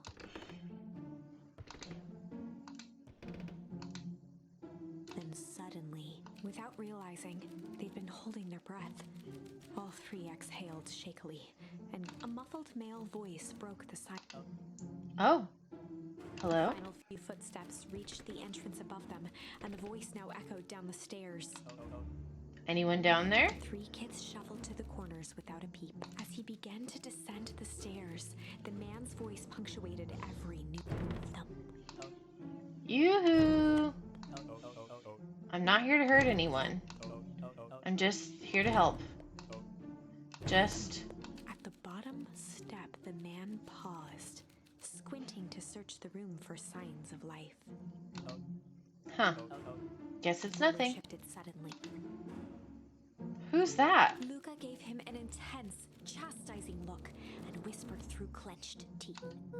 Rollo, It don't. was too late. Rollo was already inching toward the stairway. He screeched as he charged toward the shadowy figure. Oh gosh. Flaming chicken coop! Oh my god. Rollo. With all his weight, Rollo tackled the man to the ground. Rollo? Mysterious creepy man? Anyone there? From the dark corner, they saw something move. Well, I didn't know if I had it in me. But there was only one way to find out. Holy crap, Rollo, that was awesome. Wait, did you just kill that Luka person? scrambled to the hunched, pressing his fingers to the man's neck. You sure clobbered him good, Rollo. He's knocked As out Beck cold. flipped back on the light, Luka and Rollo both gasped. Mr. Tolliver! Chapter 7. The Interrogation of Hiram Tolliver. Ooh. Still unconscious. I know, dun dun dun. Mr. I was Tolliver thinking that in slumped my head, heavily in a actually. shoddy old chair. His hands were bound with rope, his feet tied with some loose string. The kids huddled in a circle, discussing their plan. One thing was certain. They couldn't just let Mr. Tolliver go. Like, They what was he needed to doing know there? what he was doing in Luka's house. Yeah. After some deliberation, it was decided. They'd run the classic good cop blank cop. Hard cop? They'd Let's run try the that. classic good cop, hard cop interrogation. Rollo brandished a steely. I've got this. Read about it 100 times. Ooh, so we get to talk to him? Rollo swaggered past the chair which propped up the slumping Hiram Tolliver. Without even looking at his captive, he began with a long, blustery drawl. Well, well, well, Mr. Tolliver. Mr. Tolliver remained Rollo spun around to face him. He'd clearly expected to rouse Mr. Tolliver with his booming voice. Mr. Tolliver? Beck and Luka gave each other an unsure glance. Rollo slammed his fist on the table. I said, Mr. Tolliver! He grabbed the table lamp and beamed it onto the unconscious face. Mr. Tolliver groaned and slowly lifted his head. He recoiled with a muddled, weary squint. What in the The world? chair wobbled as he attempted to straighten up. Who's there? Mr. Tolliver could only make out rough shapes through the glaring light. With a gruff tone, Rollo hoped to both conceal his voice and intimidate. I'll be asking the questions here, punk. Now hold on, let's just calm down. Oh, I am calm. Calm as a carrot in dirt. As for you, looks like you're sweating. The thoughtful expression on Beck and Luka's faces transformed into awe. We can do this my way, or... Well, let's just say I've never needed another way. Rollo, hitting his stride, was now channeling every detective trope his memory could recall. He slammed the table again. Now dance! What? I don't Mr. even... Tolliver's voice became desperate. He was nearly in tears. You've tied me down. How on earth could I dance? Dance with your mouth, punk. Spill the beans! What are you doing poking around this house? I'm here to help Juniper, to make sure everything's ready. Oh, so you're in cahoots with Gran? Gran? Mr. Tolliver was in a daze, now more confused than ever. Gonna help her blow up the festival, eh? Blow up the festival? Good lord. His head, feeling more and more dizzy. No, you've got it all wrong. Where is she now? She's headed to the source. Source? What's the source? It's where the town began, where it all began. What is Operation Sparkplug? Mr. Tolliver. Rollo swung around with a Dang it. grimace. They didn't really learn anything. What did he say about the source? It's where the town began? We need more information. Yeah, but we'd better not push Mr. Tolliver any further. Is there anyone else who might know more? What about the History Museum? Just got set up for the festival. Nah, that tent was put up by the Valentines. Everything they do is just a bunch of fluff to glorify themselves. Is there anything more reliable? The library. If there's any information about this source thing, Kato can help us find it. Let's go get some answers. Off we go to the library. Okay, let's look. Oh, let's talk to Kato. This is a dang nice library. Thanks, we work hard on it. Aren't you a little too adorable to be a librarian? Adorable. Oh, Kato hung out here so much, eventually they gave him a set of keys. I just keep an eye on the place for Miss Novak sometimes. They got you working for free? It's quiet and I get access to all the books I can read. What more could a person want? Aw, fair enough. What can I do for you all? We need a favor. I already told you and Rollo.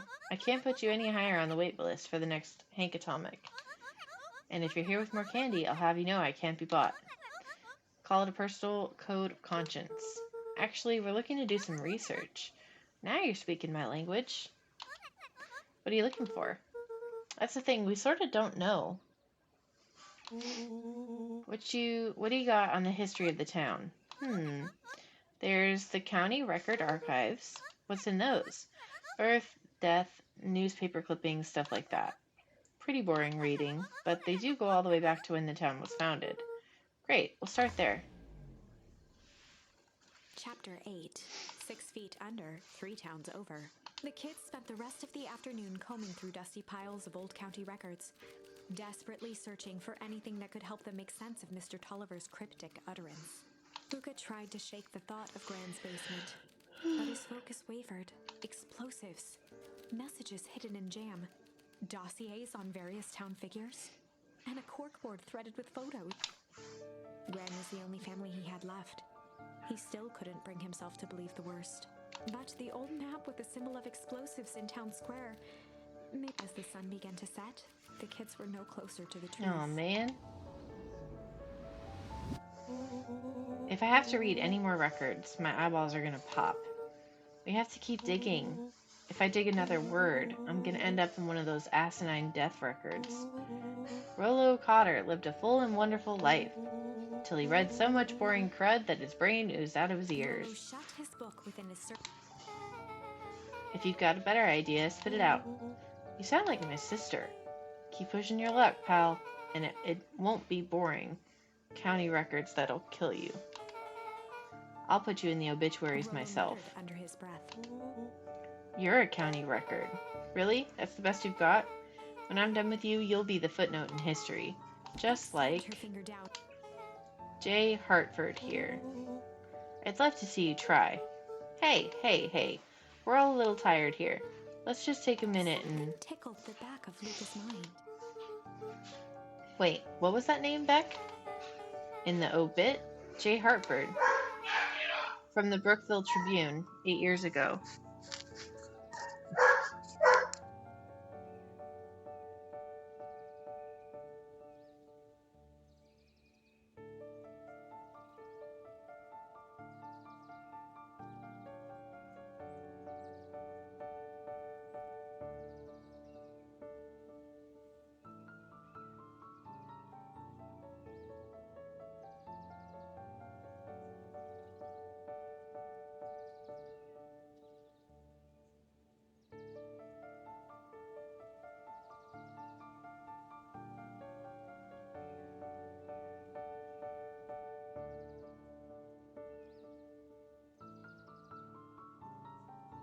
Okay, from the Brookville Tribune 8 years ago.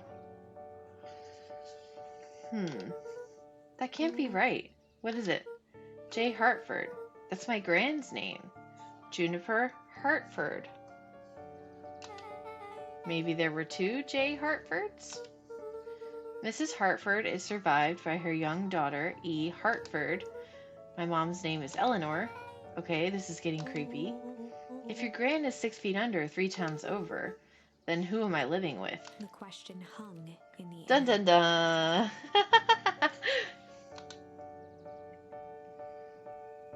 Interesting. That is scary. Alright, gang, I gotta close up for the night. Beck rubbed her eyes. How late is it? Almost 10. Oh crap, Pa's gonna kill me. I gotta go. Yeah, my parents will be worried sick. Okay, let's meet up as early as we can at the festival tomorrow. What are you gonna do about the unconscious man in your basement? I'll think of something. Oh yeah, Mr. Tolliver's just in his basement. Luka's heart was pounding as he approached the house. If he was lucky, Gran, or whoever it was, hadn't gotten back yet. And of course, there was Mr. Tolliver tied up and unconscious. Why does the penguin have real ATMs? Oh, arms? I don't know. Instead of like fins? Yeah, that's a good question. Dealing with him would be the first order of business. Luka shook out his arms to calm his nerves before entering. All right. Oh, there's He held Gran. perfectly still, tempering his breath, and to listen closely.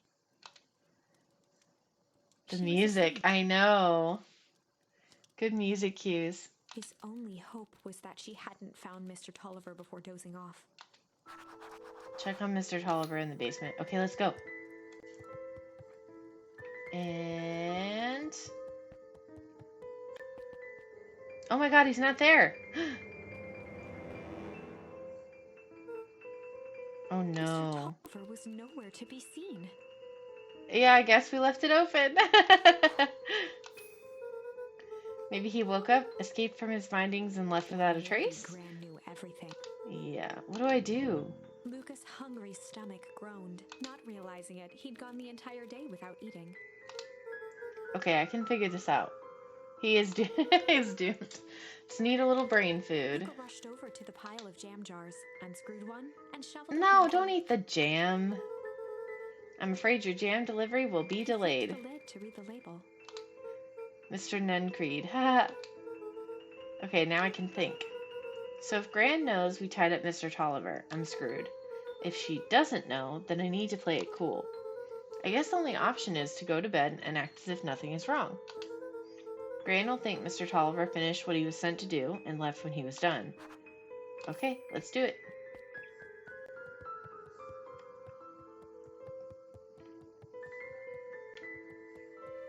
Oh, she's not there anymore. Gran? Okay, stick to the plan. Go to bed, play it cool. As Luca climbed the final stair, with each consecutive step, his stride began to falter. He tried to grab for the railing to steady himself. Yeah. Something was wrong. Something is wrong. The jam, it made him fall asleep. And tried to move. His limbs might as well have been bolted to the ground. Through numb lips, he mumbled just before falling asleep. The one that was supposed to go to Mr. Nuncreed. It made him fall asleep. The jam.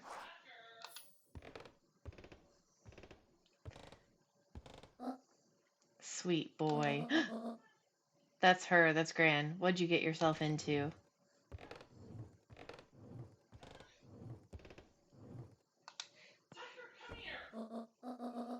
Rest now and let me handle everything. Don't you be mean.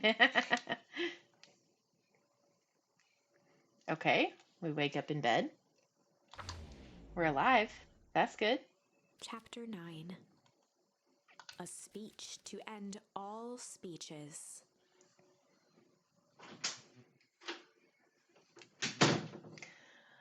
Yeah, I'm glad she didn't kill us either. Luca awoke to find himself face down and he moaned into his pillow. Why would Gran drug him? Or rather, why was she trying to drug Mr. Nuncreed? That's the question, Luca. Why is she trying to drug Mr. Nuncreed? Shaking the questions from his woozy head, Luca snapped back to the matter at hand. Alright, let's get up. Let's go to the festival. We gotta go get our friends. Is there anything in this room that we've missed? No. Okay, let's go.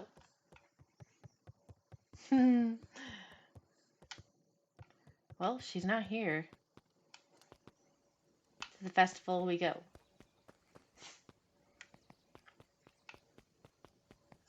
There they are, back in Rollo. Where have you been? Gran put something in the jam. Yeah, we know. Secret messages for secret conspirators. Not this one. The one intended for Mr. Nuncreed put me to sleep. Whoa. Sly devil. Ooh, Sly. That's a new one, too. I think she's trying to remove him from the equation. He might be in danger. Have you found anything? We looked around, but haven't seen anything odd. Your Gran is nowhere to be found. But Mr. Nuncreed is just loafing around waiting for the speech. What speech? Mayor Gus just got up to the podium. Everyone's gathering at the stage. Let's get moving. Whoa, there's so many people. Augustus Valentine nervously wiped his brow. Ahem. Is this thing... hello, Beacon Pines. I'm Augustus Valentine, your mayor, and I suppose you already know that. Oh yes, before we get started, I just wanted to take a moment to recognize someone who couldn't be here today. This town wouldn't be where it is today without my father, Sharper Valentine.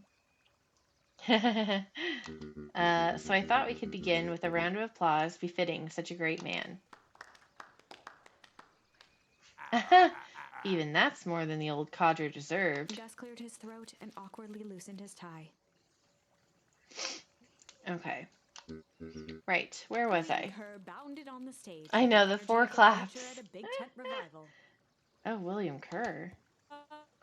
Gus Valentine, He everyone. gave Gus a hearty slap on the back and motioned him off the stage. Let's hear it for our mayor. What a great turnout. Aw, heck, I didn't prepare anything. But I suppose I could say a few words. Would be ashamed to waste such a beautiful podium. Mr. Kerr pulled a thick stack of note cards out from his vest. Aha! I didn't prepare anything, my butt. Community, conviction, commitment. These are the things that we celebrate at Perennial Harvest. For us, these are the pillars of the bridge to a better tomorrow. But I think it's time to add a new pillar. Change. Change is a powerful thing. It's inexorable, unavoidable, and undeniable. And I am daggum thankful for it. Change is the reason we're all together today. It's hard for me to believe that it was only 4 years ago when fate brought me here. A simple business trip, which brought me to a small town which would change my life forever. Took a moment to survey the crowd. You know what? He wiped away a single... From the second I set foot in Beacon Pines, something about this place has held me captive. You see, change represents opportunity. It represents potential. It was change that helped me recognize the potential of this place, to see that the people of this town, despite suffering great loss, still held on to the things that made them special. The podium to emphasize each word. Community, conviction, commitment, change. Mr. Kerr nodded confidently. The crowd was silent. He's like running for office. Fate made a perfect match that day. Nothing is more important to you all than community. And Perennial Harvest is a community first and foremost. Mr. Kerr methodically made eye contact with each section of the crowd. The only way you made it through the foul harvest was an unshakable conviction. A conviction that a better tomorrow was just over the horizon. Perennial Harvest was founded on the conviction that we are that horizon. This festival is a symbol of our commitment to each other. His voice began to build to a crescendo. We now walk hand in hand into a future we will shape together. And that is what change is all about, grabbing the future by the scruff of the neck and making things happen. Change is a choice. I'm tickled pink that we will all be making that choice together. How great is that? Just imagine what we can accomplish. What was that? The crowd began to look around nervously. Don't worry, a little thunder isn't going to ruin this day. Everyone remain calm. Mr. Kerr quickly flicked through his note cards. Where was I? Through all of my travels, I've learned one true thing. One always reaps what they sow. We have all planted a lot of good in this town, and so it is with a happy heart that I can proclaim... He raised his hands up to the heavens. I mean, it definitely sounded like an explosion. Our harvest awaits. Oh my god. At that moment, a merciless wall of impossibly cold air ripped through the crowd, instantly freezing everyone and everything it touched. That means we didn't figure it out in time. For a man like William Kerr, this was a fitting way for things to end. On a stage, with an entire town frozen in rapt attention for the... Yep, that was not supposed to happen. Again. Whenever I think we're getting close, it comes along and ruins everything. Maybe we should just quit? Maybe you should just close the book, walk away, and never think of me again. Oh. No, we got a little closer this time. We just need to try again, please. All right. Okay. So we've done everything. Okay. So everything on the right we've done. And we did those. So now We have two choices on how to interview Mr. Tolliver. Chill or sly? Um, Maybe if we're sly, he might tell us something. What do you think?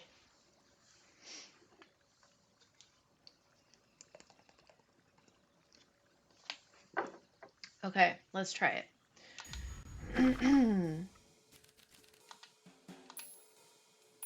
Sly.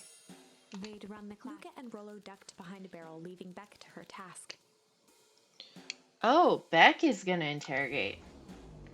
Ooh, I think she'll get some answers out of him. Snaps, she roused Mr. Tolliver. What? What's going on here? You're that Modewell girl. Please, call me Beck. Sorry about all this. Looked down and shifted a bit, testing his restraint. It seems there's been a mix-up. You see, I'm down here for the same reason you are. Juniper sent you here? Caught herself before letting the surprise manifest on her face. She'd already gotten him to reveal his relation to Gran. Nice. This was gonna be easy. You know how Juniper is with her precautions. Operation Sparkplug has us all on edge. I guess she thought you needed some backup. But she sent a child? What better way to avoid prying eyes? Who would suspect a kid? I suppose that makes sense. Mr. Tolliver wriggled a bit in his restraints. Oh, I'm so sorry. Beck quickly removed the ropes. That had to be uncomfortable. A little, yeah. But you understand, we never know who to trust in this town. Mr. Tolliver rubbed the glowing knot on his forehead. Very true. So it turns out we're both here to... her hand, as if to prompt Mr. Tolliver to finish her thought. Destroy the evidence. Beck shook her head and clicked her tongue. Yep, the old gal is nothing if not thorough. Mr. Tolliver let out an amused huff in agreement. She sure is. Can't blame her, though. If anyone were to find out that we were going to destroy the source, well, we both know how bad that might be. No one will know anything once I finish cleaning things up down here. Roll now, playing Mr. Tolliver like a fiddle. Wow. You're sure you can finish this up on your own? Juniper trusted me for a reason. You can leave the rest to me. Good. There's one more loose end I'll go work on. Loose end?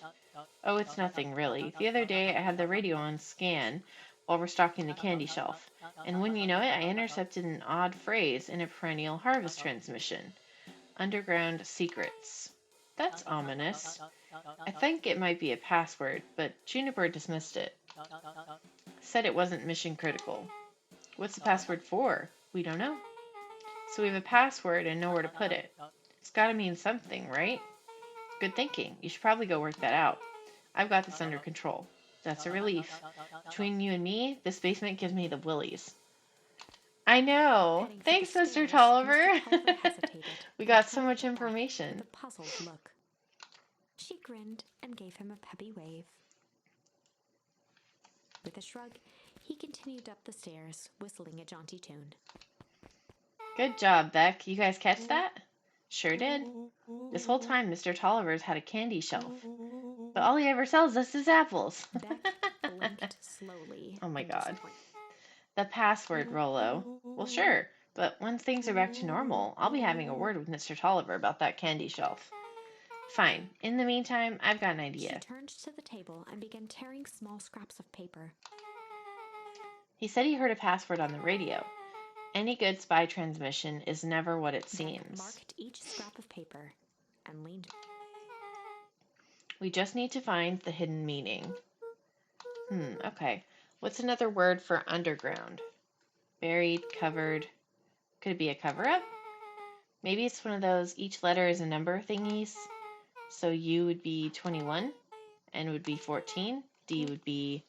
Ooh, it's an anagram. Nun Creed's drugstore. Luca and Beck looked at Rollo with amazement. Yeah, seriously, how did he figure that out? Rollo, that was incredible. Well, it's either that or Kren's nude rug store. Oh my gosh. Yeah, I think you were right the first time. How'd you do that? What can I say? I love ciphers. Well, I guess we know where to go next. Definitely the second one. Alright, let's go. Let's go investigate this drugstore. Hey, it's Miss, I forget her name. You scared me half to death. Sorry. You kids haven't seen Mr. Tolliver around, have you? Nope. He's got me waiting around like the last slice of pie. I swear that man would be late to his own funeral. Okay, bye! Okay, let's go to the drugstore, which is this way. Hey! You're late, Augustus. Sorry, sister. Was caught up with work. Work? You? Add a few more details to lock down for the festival. Oh, what do you have to report? What is this insipid town festival really about? I think Mr. Kerr really does just want to do something good for the town. He's actually a pretty nice guy if you spend some time with him. I didn't pull strings installing you as mayor so that you could make friends. Your job is to help me figure out what Kerr and Perennial Harvest's true intentions are with this town. We have a responsibility. This is our father's town. Was. Excuse me? This was our father's town. He's gone, Eris, and he isn't coming back. Father left us with nothing but problems. Mr. Kerr came here and offered to help us. We accepted that help. We didn't agree to them turning Father's warehouse into a toxic dumping ground. It's just a temporary arrangement. The glow can be seen from our damn backyard. They're dumping their nasty little secrets on us. When this all inevitably goes wrong, who do you think will be blamed? Cry hung in the air. We have a new choice to make now, sister. This town is going to change, whether we like it or not. Are we going to choose to be a part of the future, or be forgotten in the past? It's a shame. Father named you Augustus, but you will always just be a Gus. Good night, Eris. I'll see you at breakfast tomorrow. She's so mean to him. It's getting late, children. Okay, off we go to the drugstore.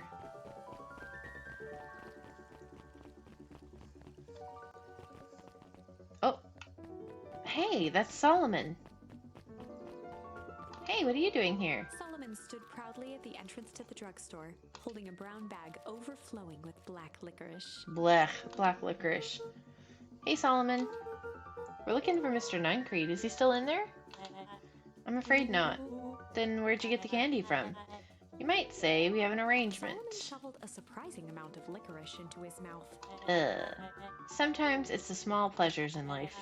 Though we might not always have family to rely on. Licorice has never let me down. Well, I can't say licorice would be my first choice. But whatever floats your boat. You can tell a lot about a person by their choice of confection. Oh, yeah, I guess.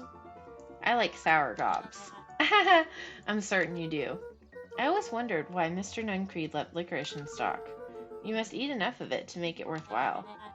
There are many ways to earn loyalty. For some, it's as easy as cold, hard cash. Such a weird kid. Well, he's right. It's locked. There's got to be more clues. Okay, let's see.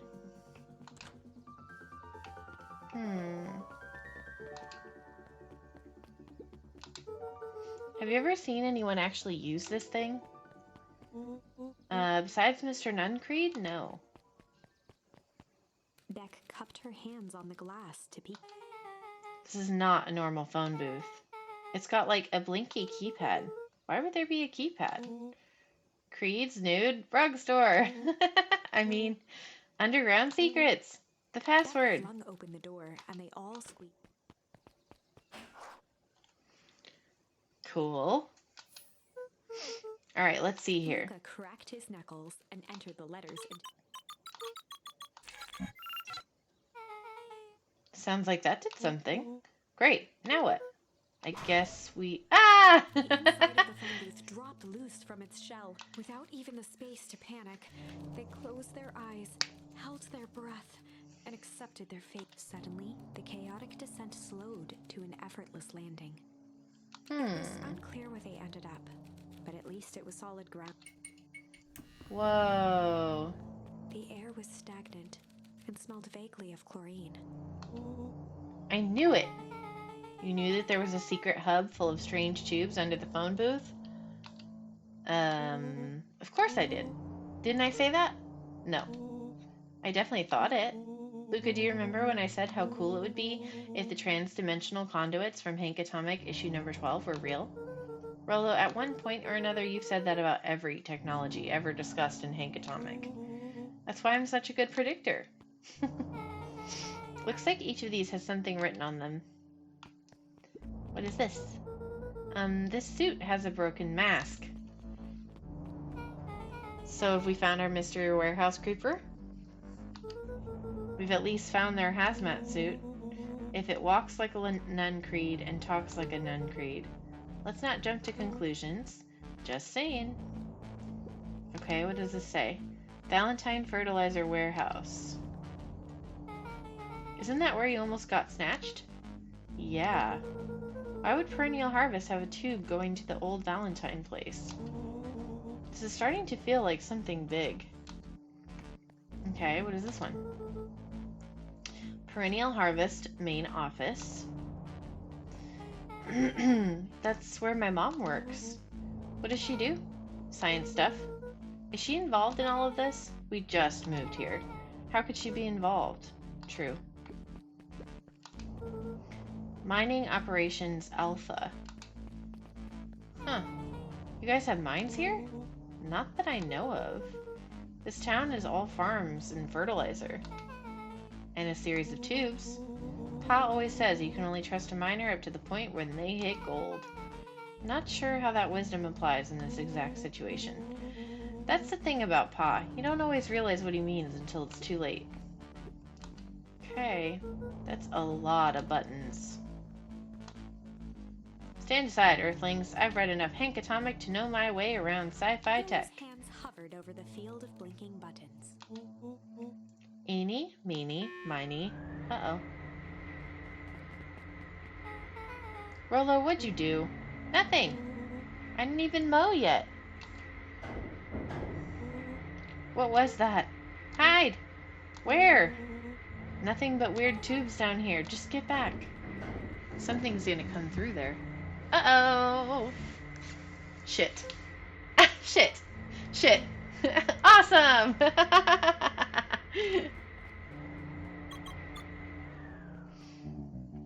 You all need to come with me now. We aren't going anywhere with you. Not until we get some answers, Mr. Underground Secrets. I told them it was an absurd password. They love anything that makes them feel clever. They who? That's no matter. If I can keep you hidden until after the festival, I might be able to save your skins. We don't care about our skins. Hold on now, I like my skin. This all stops now, Nuncreed. Joseph waited for a moment in silence. You sound just like him. Who? Walt. You don't get to talk about my dad. You know, your father and I were friends back before toward the strange tubes. all of this. That's a lie. It's true. I used to bounce you on my knee. What happened? Same thing that always happens. Reality, complications, life. We were a team, Walt and I. An idealistic doctor and a bright-eyed pharmacist, both hell-bent on helping folks. So you were a sidekick? No. We were partners. He helped the patients and I helped him. Yep, total sidekick. Nuncreed let out a growl of a sigh. Luka, I need you to know this. I need someone to know this.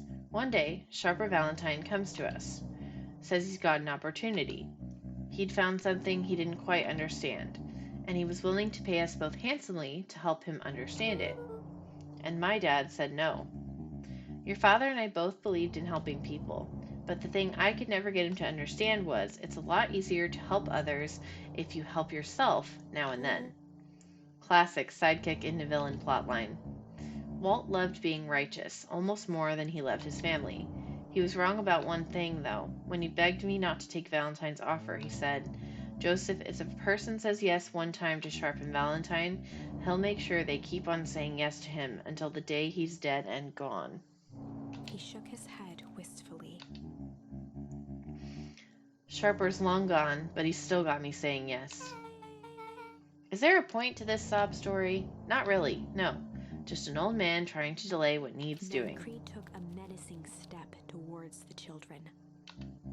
I tried to keep you safe. I tried to keep you and Juniper out of this, but you forced my hand. Luka began to laugh. What? You really don't know? My Gran isn't out of this. She's been scheming right under your nose. Juniper? Seems like she's planning on crashing the town's party. Don't you dare. She's gonna disrupt the festival? Why would she? The color drained from Nuncreed's face. How does she know? Apparently she knows a lot of things. What? Let's just say this isn't the only underground lair we've busted into today. And honestly, hers is way cooler. She's got maps and explosives and bad intentions, big man. Nuncreed grabbed Luka by the shoulders. His eyes were frantic. You need to tell me what she's gonna do right now. She doesn't understand what it is she's messing with. Tell me now. She's in danger, boy. I don't know. She had a map with a mark on the fountain in town square.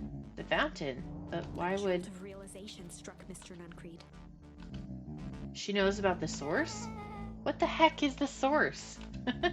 If she tries to destroy the source, it could catalyze, and dear God, she's gonna freeze us all.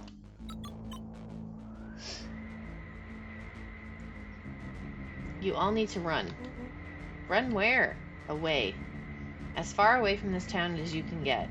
Head west and don't look back. That did not go how I expected. So, we're totally following him, right? Totally. See you on the other side. Hee. Let's go. You good? Yep. I love this town. Gran freezes everyone on the last one. I guess, yeah. Chapter 8. The Cold, Hard Truth. Beck leapt up, allowing the suction to yank her into the dark. Dimness eclipsed around her like the shutter of a camera. Because she wasn't at the festival. I didn't even see if she was, but maybe she wasn't actually there? When everybody was there listening to Mr. Kerr's speech? I didn't look at all of the Her townspeople. only points of reference were glints of upcoming turns, which approached with frightening speed, only to carom her gracefully along. She heard the tinny, distant echoes of Rollo's glee. Once she stopped fighting against it, the ride was impossibly smooth. Then, all of a sudden, as if minutes had passed in an instant, light blazed into view. A burst of wintry air snuffed across her face, and she was flung out into the cold. Oh, they're in the cold. They're in the little winter area. Again.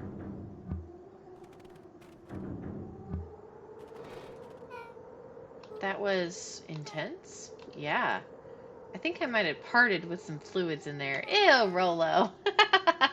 Any idea where we are? Somewhere cold. Doesn't look like it got on any of us. It didn't feel like we traveled that far. So where did it all go? Oh my God, Rollo. This place sucks. Why would anyone even want to blow something up out here? They don't know, right? Yeah, exactly. They don't know it yet. Only one way to find out, I suppose. We've got to catch up to Nuncreed. I think you went this way. This way? Okay. This way. Meh. Familiar. Maybe we can clear off the snow. Oh, no time. Nuncreed's getting away. Okay, this way. Okay, this is starting to feel really familiar. I may not be the most well-versed on all things Beacon Pines, but this does look like some sort of frozen replica of town. Ah, I got it. It's so obvious now. Mr. Nuncreed is an alien. Rollo, stick with me here. His species can only live in sub-zero temperatures. Oh boy. The source is their base camp dimension, so naturally they keep it cold. We found it by traveling through the metallic wormholes back there. Rollo's funny. The final objective, kill us all and shapeshift into a Beacon Pines citizen of their choosing. You never really had me, but you very much lost me there. You get used to it. We should keep moving. Okay, where the heck did he go? Oh, there he is. There's Juniper. Frozen town square. They spotted Mr. Nuncreed inching cautiously toward a pit at its center. He held his arms out gingerly, as if approaching a beast in the wild. Catch up to Mr. Upon closing the Nuncreed. distance, Luka recognized what Nuncreed was after. Gran stood confidently at the edge, one arm outstretched over the abyss. I know. A wheelbarrow had been emptied out. She held a lit torch, which flickered in the bitter. I'm like, I don't know what's gonna happen. Juniper, I don't know what you think you're doing, but I assure you this is not gonna solve anything. If you drop that, you've doomed this whole town. Oh, it wasn't me who doomed this town. I've been watching you, Joseph. I know what you've done. You and your co-conspirators. Gran? What's happening? Luka, you and your friends need to leave right this moment. Mr. Nuncreed turned back toward the kids, desperation in his eyes. Listen to your grandma, Luka. This is between me and Juniper. She's gonna ice everyone on accident. Yeah, possibly. Rollo and Beck held steadfast in awe. Luka approached closer. Mr. Nuncreed spun back toward Gran. His voice... You've got it all wrong, Juniper. Just hand over that torch. You don't understand what you're doing. How could I possibly trust you to do the right thing? Walt told me everything. He trusted you, and you betrayed that trust. Luka, did you know that this man's entire life is a lie? If it weren't for him, your father might still be alive. Mr. Nuncreed winced with anguish. His voice hardened. That's not true. Both now yelled, not to each other, but making their peace with long. The wind howled with encouragement. Walt was like a brother to me. We just had different ideas about how to effect a change. Very convenient that your way just happened to line your pockets. Now that's not fair. They at each other, both catching their breath. The moment balanced on a knife. Oh God, no! I have to make a choice. Emotions and memories. Luka's mind flooded with questions. God. The wind calmed, as if to give him this state. Oh. I feel like a 12-year-old boy would probably cry in this instance. I don't know. I don't know what it's gonna do. Like, what the outcome is gonna cause. I'm gonna go with my first instinct. Weep. And in the stillness, he began to weep. It was all just falling to his knees. The tears crystallized as they hit the snow. Gran stared at Luka for a moment with warm sympathy, remembering why this was all necessary. This will all make sense soon, Luka. Then everything can go back to normal. I promise. She stiffened up and brandished the torch at Mr. Oh no. You can't hide behind those people any longer, Joseph.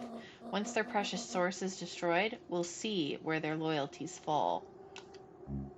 Juniper, don't. His final plea, Dang it. flung the torch into I the thought deep she would come darkness. over to where he was and walk away from the hole. She smiled and exhaled in relief. Mr. Nuncreed moaned in resignation. The torch echoed as it ricocheted down the hole, punctuated with... You see, Joseph, I've learned one very important lesson in life. If you want things to change, then you must be willing Before Gran could to... finish, the ground shook.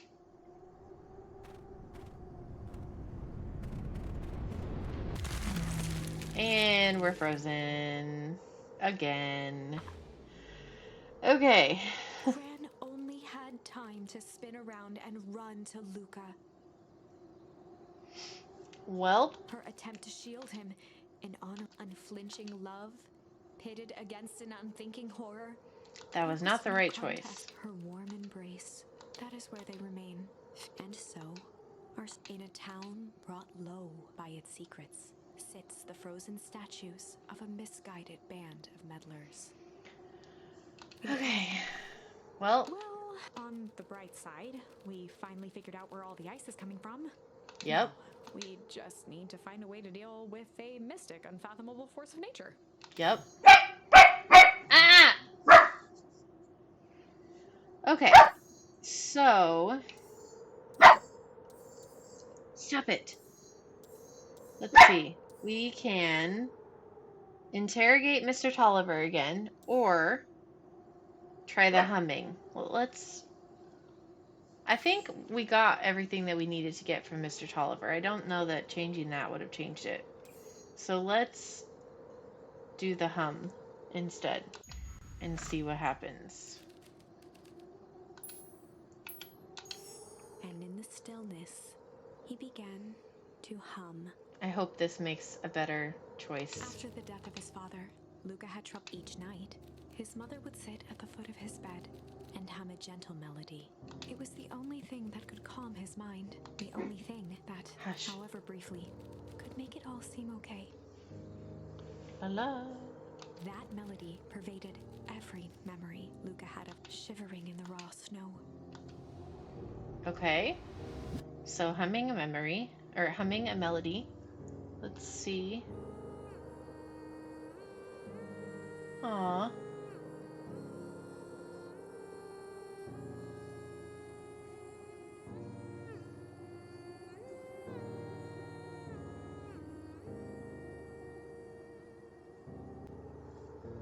Yeah, poor little Luka. Lowered the torch, listening closely. As recognition slowly set in, her heart sank. Those countless nights of consolation, the incomparable loss they shared together. She let the torch fall to the snow and sizzle out. Hooray! A few steps toward Luka was all she could bear. Through a flood of tears, she began to hum along, note for note. Note for note.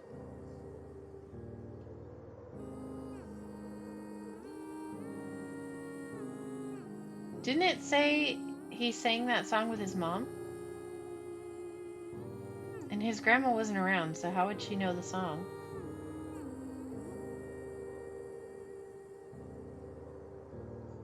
Luka lifted his head in astonishment. The last time he heard that melody was the last night he saw his mother. How do you know? I'm so sorry, my little buckaroo. Buckaroo?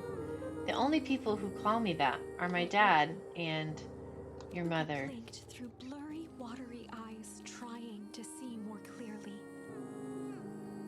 He could just make out the impression of a familiar face. He peered across the snowscape at the woman on her knees. Something about her was undeniably his mother, only smaller, older, changed. Mom? That's right, buckaroo. Mom? Oh my god, how is she his mother? As fast as he could toward his mother, they held each other close, and the cold retreated from their bodies. Eleanor? I thought you were gone. Should have known I would never abandon my son. Eleanor looked down at Luka. I know, right? Why didn't she tell him? In an appeal for forgiveness. How? You're a smart man, Joseph. I thought you'd have pieced it together by now. You were exposed. Mom, I don't understand any of this. What happened to you? Where did you go? Why'd you leave me? I never left you. I was always right here, Luka. Why'd you lie to me? It tore me up, Luka, but I did it to keep you safe. I thought that getting answers would help us both move on, but the more I discovered, the more I realized the danger we were in. Until perennial harvest was stopped, it was better if everyone thought I was gone. You could have trusted me. These are bad people, Luka. They won't stop until they get what they want. And they don't care who gets hurt in the process. Then what do? We have to stop them. Joseph slumped into the cold, wet snow. They can't be stopped. This is too big. I tried beating them at their own game. I'm done fighting fire with fire. For the first time in a long time, her voice felt like her own again. No more lies. I see now. There's a better way to stop perennial harvest. The cold, hard Luka truth. gazed down at Nuncreed with pity. He looked small, Joseph stared into the snow, as if searching it for answers. Come on, everyone. We've got a party to crash. All right, let's go. Let's go find out how we're going to finish this story. Poor Mr. Nuncreed just staring at the hole. You don't understand. He always wins. Chapter 9. Chapter The 9. Devil You Know. 7 months ago. 7 months ago? Eleanor Van Horn crept down the maze of sterile hallways under Oh. perennial harvest. She stopped in front of the large steel door marked Deep Engineering. No turning back now. She raised a trembling hand. The stolen keycard worked as promised, and the door bust open with mechanical efficiency. She was immediately hit with the smell of disinfectant. So this is how she became what she is now and what she looks like. In one corner was a desk covered in papers. Across the room stood a tall metal pod with hoses protruding from it. She rushed to the desk and began shifting through the piles of paper. They were experiment reports on something called Tempus liquamine. Tempus liquamine. There were dozens of them. Every one stamped failed. Eleanor heard the sharp echo of footsteps approaching. She was out of time. Her eyes scanned the room, eventually landing on the strange... Muttering a curse under her breath, she dashed over and dove in. Okay.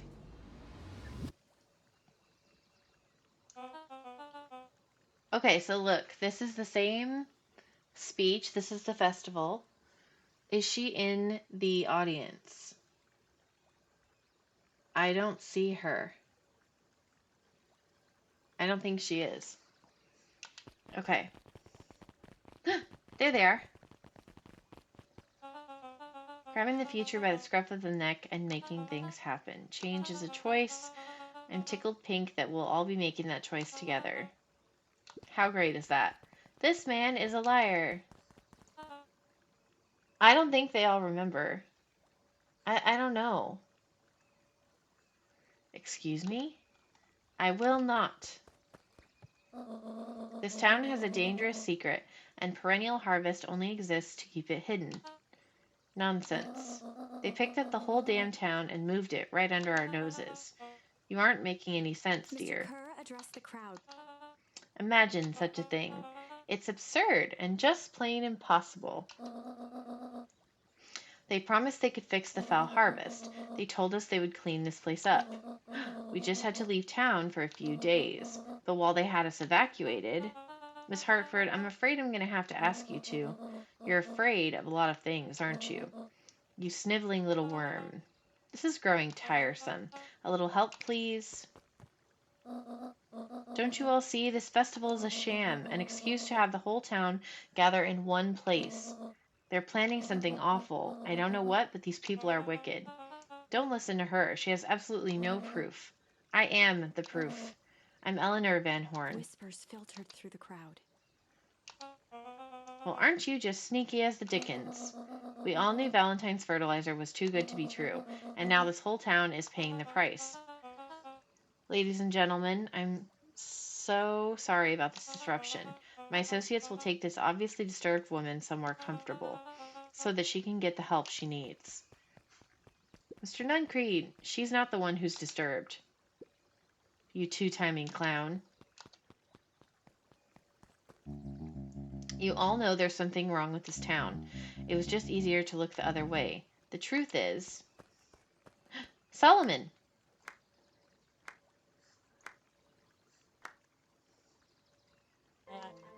It's quite enough, Mr. Nuncreed. Torment dragged on Joseph Nuncreed.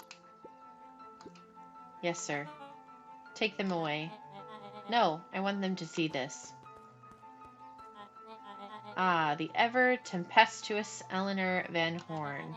You've been quite the thorn in my side, like a weed that's burrowed in where it doesn't belong. I must confess, you look dreadful. He paused for a moment, plucking a piece of fuzz from his sweater and discarding it to the ground. Consider yourself in rare company. You've managed to pull one over on me. It won't happen again. I know! The vocabulary is amazing. I was like, man, these words that this, writer is using are things most people don't even consider to say. I knew you had some sort of plan to disrupt our little party, but alas, I expected something a bit more impressive than incoherent rambling. No matter, your failures are yours to bear. Mr. Kerr? Yes, sir. It's a shame it was cut short, but I thank you for that rousing oratory. They're words I would only use after using the thesaurus. Absolutely. It makes me wish that I read more, because when I was a kid I used to read a lot and I had a very big vocabulary, and now I find I can't read if I have any other sounds going on around me, and it's very, very hard to find complete silence. I will take it from here. Yes, sir. Of course, sir. You've done quality work for me, William. I only read science, never for fun. Exactly. I never read for fun anymore. You can look forward to the recompense we agreed upon. Bow of deference. Founder, you are most gracious. Gasps rippled through the crowd. Thankfully, we can dispense with the formalities from here on out. Solomon pulled a glass vial from his pocket. In one smooth motion, he downed its contents. A triumphant smile grew across Solomon's lips. You can all call me Sharper His Valentine. body and face began to contort and expand as he disappeared into a belching green mist. Whoa. A hushed horror gripped the crowd. Whoa! This was a story about change. What? No! Whoa, he looks awesome. Ah, so you didn't see that coming. Good. Sharper examined his new hands. Well, this is quite the improvement. Everything looks so much smaller now. I know, he looks like such a villain, but like a cool-looking villain. Eleanor was right about one thing. This festival was a ruse. I wanted you all to witness my glorious return with your own eyes. Why does everyone look so downtrodden? This is a celebration, people. Maybe it would help if we set the mood. Mr. Kerr, be a dear and reveal the sign. Sharper Valentine Festival. Ha! Wonderful. Sharper choked out a crude squawk of frustrated rumbles sprinkled through the... Sharper, you malicious bastard. Ooh, malice. That's a new charm. I'm glad you're back, so I can tell you to your face, you destroyed this town. Boo! Boo festival! We ain't gonna let you get away with it again. Sorry, this is not the time for audience participation. Some assistance, Mr. Kerr? Gave a subtle nod to the clipboards. You coward! Does anyone else have something to contribute? A helpless quiet settled over the crowd. I thought so. Did you all truly believe you could be free of me? A town of complete and utter fools? You people should be celebrating my return. You're clearly lost without me. And that leads me nicely to my children. Daddy? Oh! I gave you both the greatest gift a parent can give, the opportunity to prove yourselves in my absence. Squandered. To say I'm disappointed would be an understatement. But Silence, Augustus. An adult is speaking. I don't know which is worse, a son who is completely hopeless, or a daughter with such potential who inevitably lets me down. Eris, you fail me with admirable consistency. Thankfully, I was counting on it this time. Father, I have been wasting my time, my dear. What have you accomplished? I was focused on cementing our legacy. Legacy? Who needs a legacy when you can just live forever? Yeah, damn, he is like burning his children. But what about... It's all right, kiddo. I'm afraid you suffer from a complete lack of imagination. There's just no helping it. Now then, where's Joseph? You didn't take the opportunity to slip off, did you? Ah, there he is. Everyone should give him a hand. None of this would have been possible without Joseph. I think you've said enough. Nonsense. The people deserve to know how helpful and loyal you've been. I only did what I did because you left me no choice. You always had a choice, Joseph. You were simply too weak to take it. No matter. Cheer up. You're about to be rich beyond your wildest dreams. You should follow Mr. Kerr's example. When I found him, he was in a sorrier state than any of you. An aging actor, desperate to recapture his youth. He played his part, and soon he'll be able to play the leading man again. Forever, in fact, if he remains loyal. That goes for all of you. Well, those who haven't already frittered away my goodwill. Beacon Pines is mine again, and I'm willing to share its spoils in exchange for absolute loyalty. Oh, I love her little that character. Are you saying William Kerr was never in charge of perennial harvest? Ha! You think that puffed up blatherskite? I have never seen that word before. Oh my gosh. Could have accomplished all of this? Damn, Dawn, I suppose it's time for your big exclusive. I know her teefies. Sharper addressed the crowd with he'd planned this moment for so long that now, at the deed's fruition, it almost felt frivolous. You see, I needed a figurehead to hold things down while I orchestrated my return. Someone to misdirect, lie, and bilk this town for a spell. So I invented William Kerr. Take your bow. You've earned it. Mr. Kerr flourished a preposterously elaborate bow. He said he was an actor after all. Patrick C. Montesquieu, thespian extraordinaire, at your service. There was a book in the library that he wrote. Founder, I just want to thank you again for this opportunity. It truly was the role of a lifetime. Wait, so this Bill Kerr was Pat C. the whole time? Now that your secret is out in the open, what's to stop this town from rising up against you? Oh, that's the delicious part. Fear.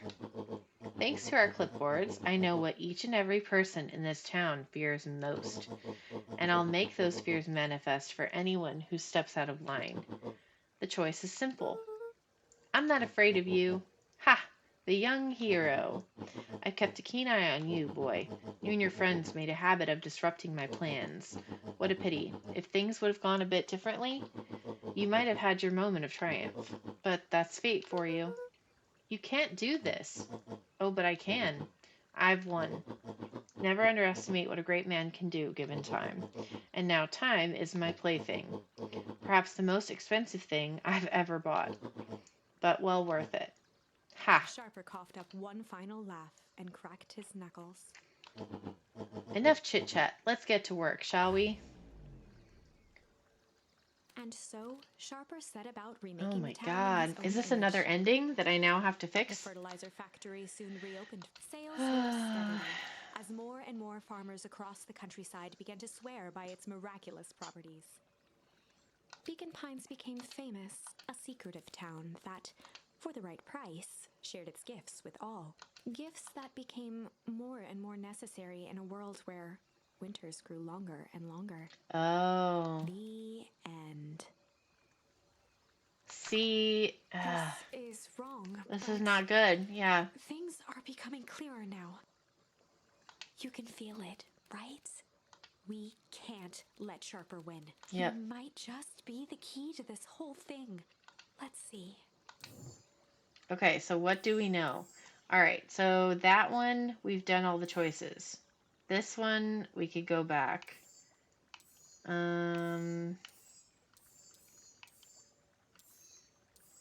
Oh, we have another choice there now.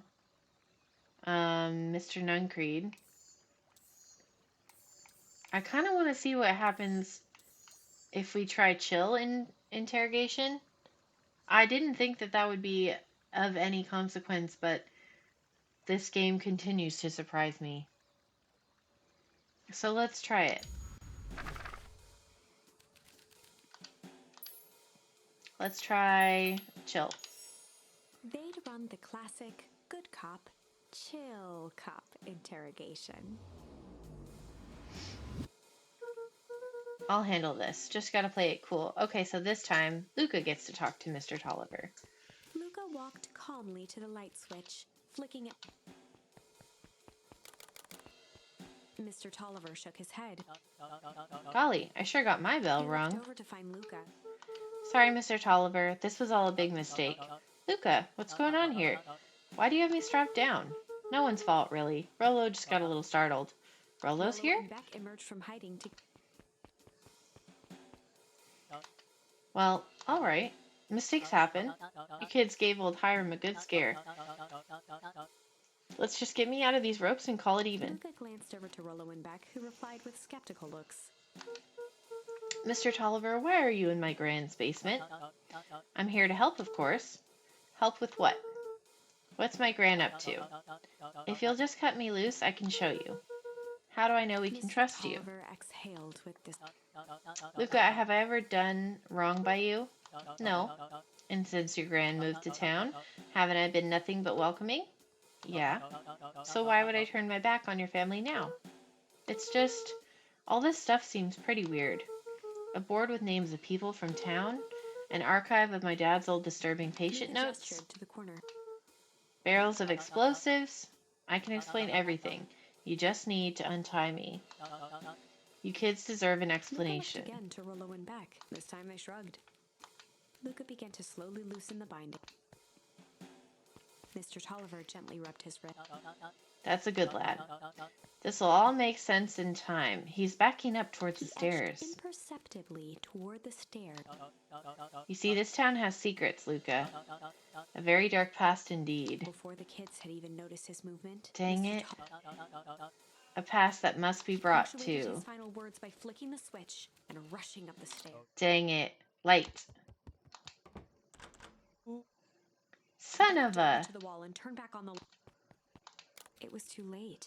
Yep, Rollo he's gone. confirmed what they all. He just locked us down here. Mr. Tolliver's muffled voice came from behind the. I wasn't lying, you know. This is for your own good.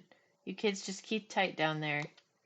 And let the adults handle this. They looked bewildered at. Play it cool, huh? Not now, Beck. Okay. So obviously that was not the right choice. Thump of quick steps exiting the house. The kids looked down. This isn't how it goes. For some reason, they'd always assumed it was up to them to save their town. Luka opened his mouth, hoping to conjure somehow I don't believe you. I know, right? Right. Only a hollow croak at the end. Okay. Well, we certainly aren't going to find a grand resolution Nope. to our tale locked in a bait. Back to the Definitely drawing board. not. Okay, so we are going to go to here and try malice. Bum, bum, bum, bum, bum. Okay. Malice. There was a malice lurking behind those eyes, like a trap ready to spring. Okay. He felt the weight of Nuncreed's hand on his shoulder. Something Let's see what wasn't right. happens. He didn't know why, but something was telling Luka to get out. I just want this all to be over. Of course. I'm sure it will all work out soon enough. I should get going. I told Roxy I'd check for Rollo at the treehouse. Oh, this is way back. Luka twisted free of Nuncreed's grasp. Of course. Luka, you know your dad and I were good friends back in the day. You can come to me with anything. Anything at all. Okay, bye!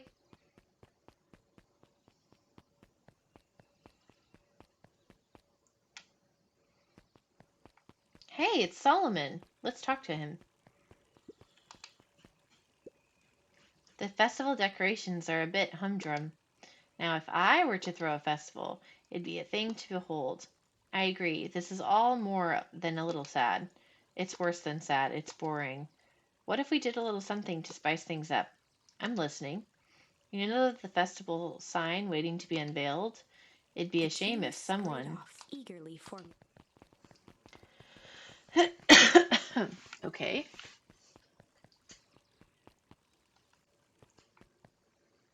Hey! Identify yourself, please. Nellie Modewell. I work here now. I'm unable to locate you on our staff roll. Oh, I don't officially start until tomorrow. Mr. Kerr said I could come in early tonight to get a few things done. Hold, please. That's Beck's mom. Clearance authorized. Thank you. Our harvest awaits. Hey, Jeff. Whoa. You could get a wrench to the noggin sneaking up on a guy like that. Don't scare a man while he's junkin', Sonny. Evening, Jeff. It's kind of late. Isn't it kind of late to be junkin'? I might as well ask the same thing of you. Find anything good? Bah, ever since Perennial Harvest moved in, even the junk is trash. You can learn a lot about a person by looking at what they throw away. With this bunch, it's all shredded paper and coffee cups. Well, I'd better get going. I didn't see nothing if you didn't see nothing. See what? Exactly. Okay, bye! Okay, now we're going to the treehouse. Is Rollo here? I don't think so. Nope.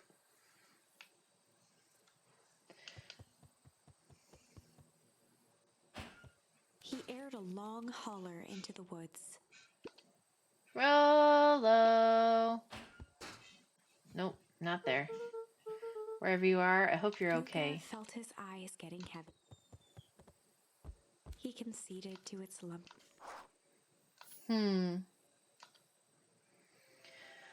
Okay. Once again, Oh, Luka found another dream. himself in a vast black expanse.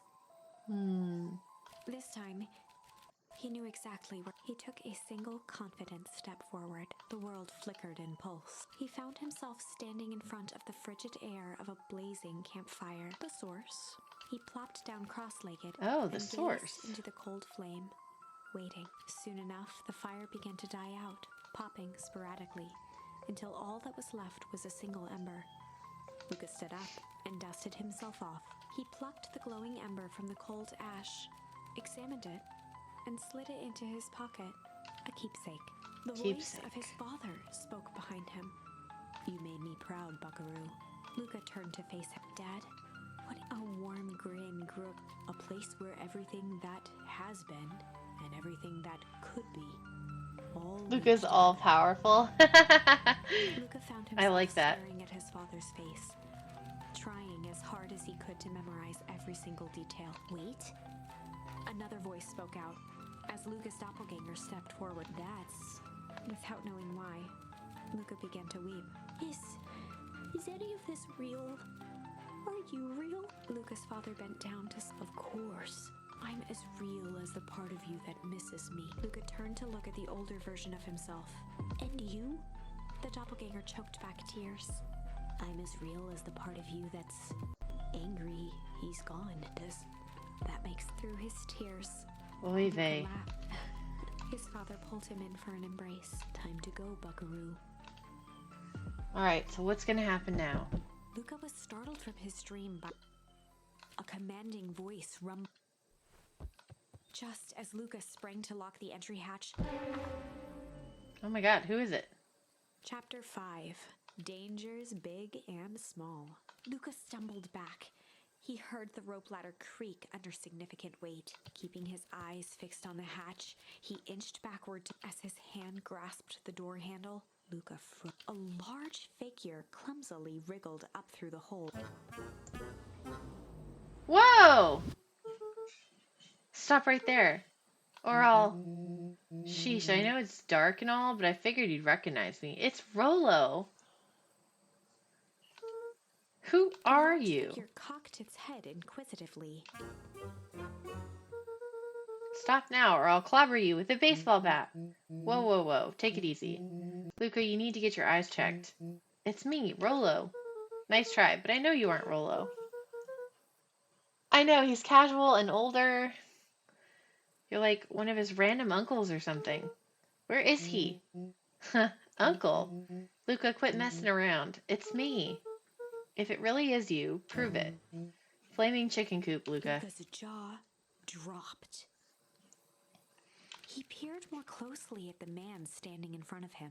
Something about him was undeniably Rollo. Crazy. Only bigger. Changed. How? What happened to you? When I was running away, I ran into more people in those yellow suits. They grabbed me and dragged me away. What? Where'd they take you?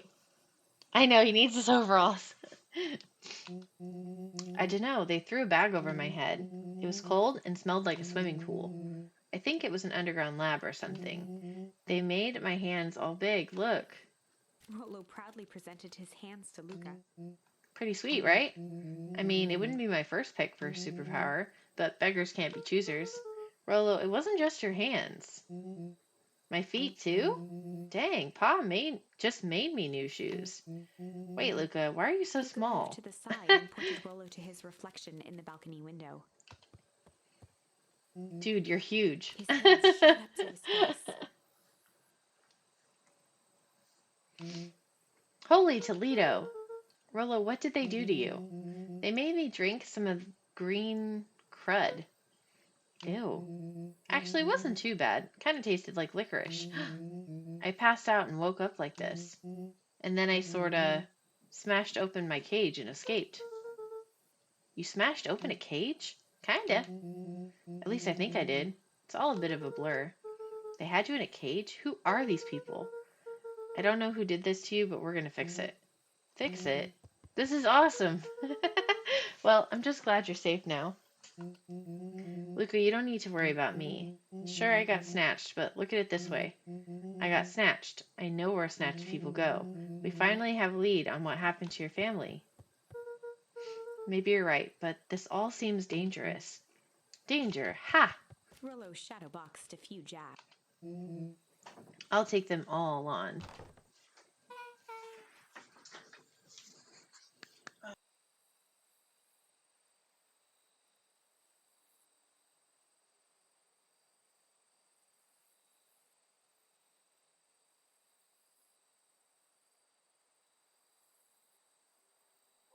Hey fellas, what's up?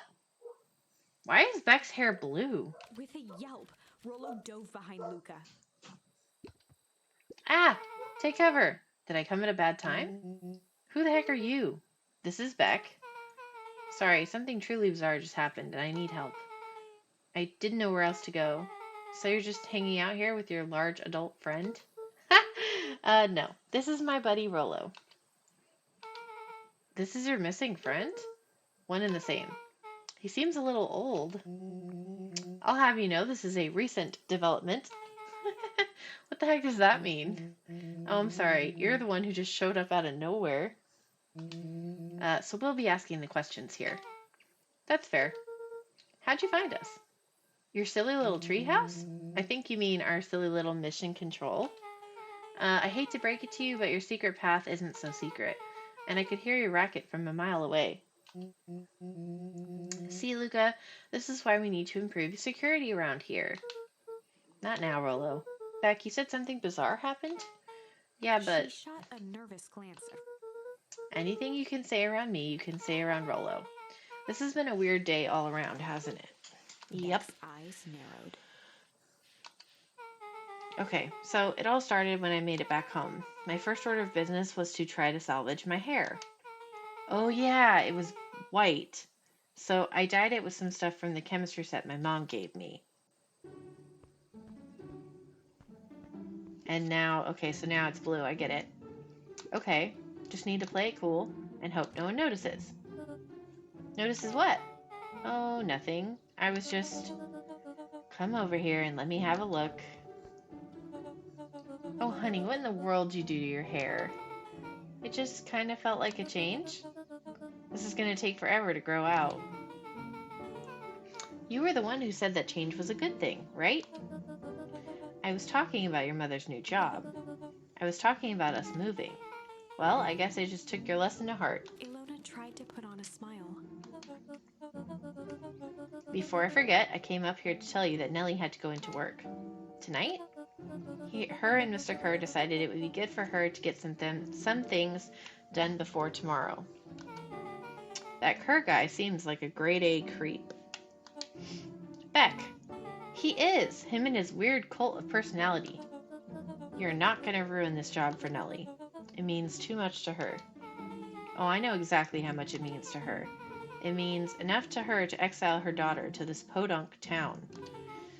This place sucks. These people are weird. You just don't know them yet. It's always cold.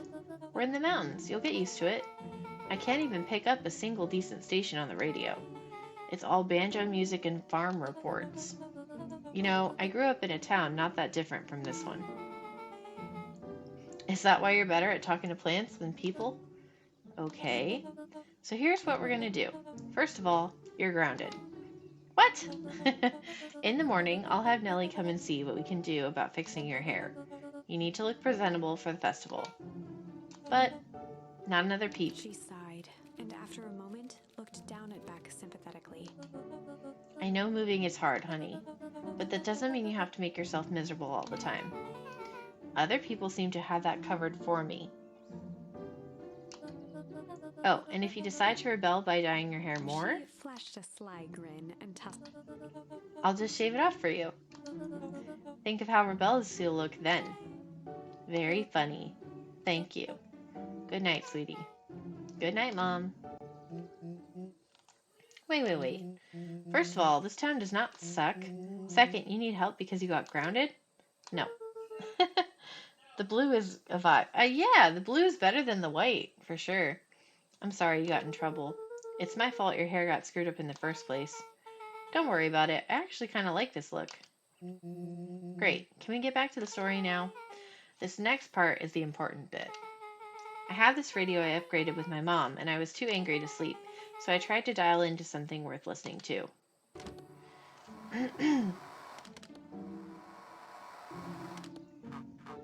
Mr. Kerr, are you there? Mr. Kerr? Yes, I'm busy. What is it?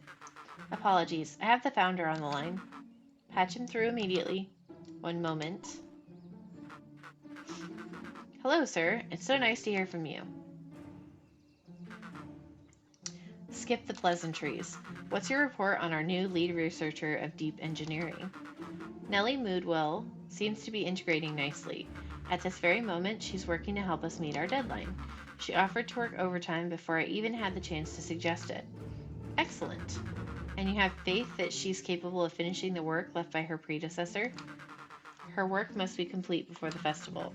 I'll make sure she stays day and night until it's accomplished. Good. You know how I feel about loose ends. Yes, sir. Once she's finished the work, we need to make a determination regarding her long-term prospects in the company. Immediately, sir.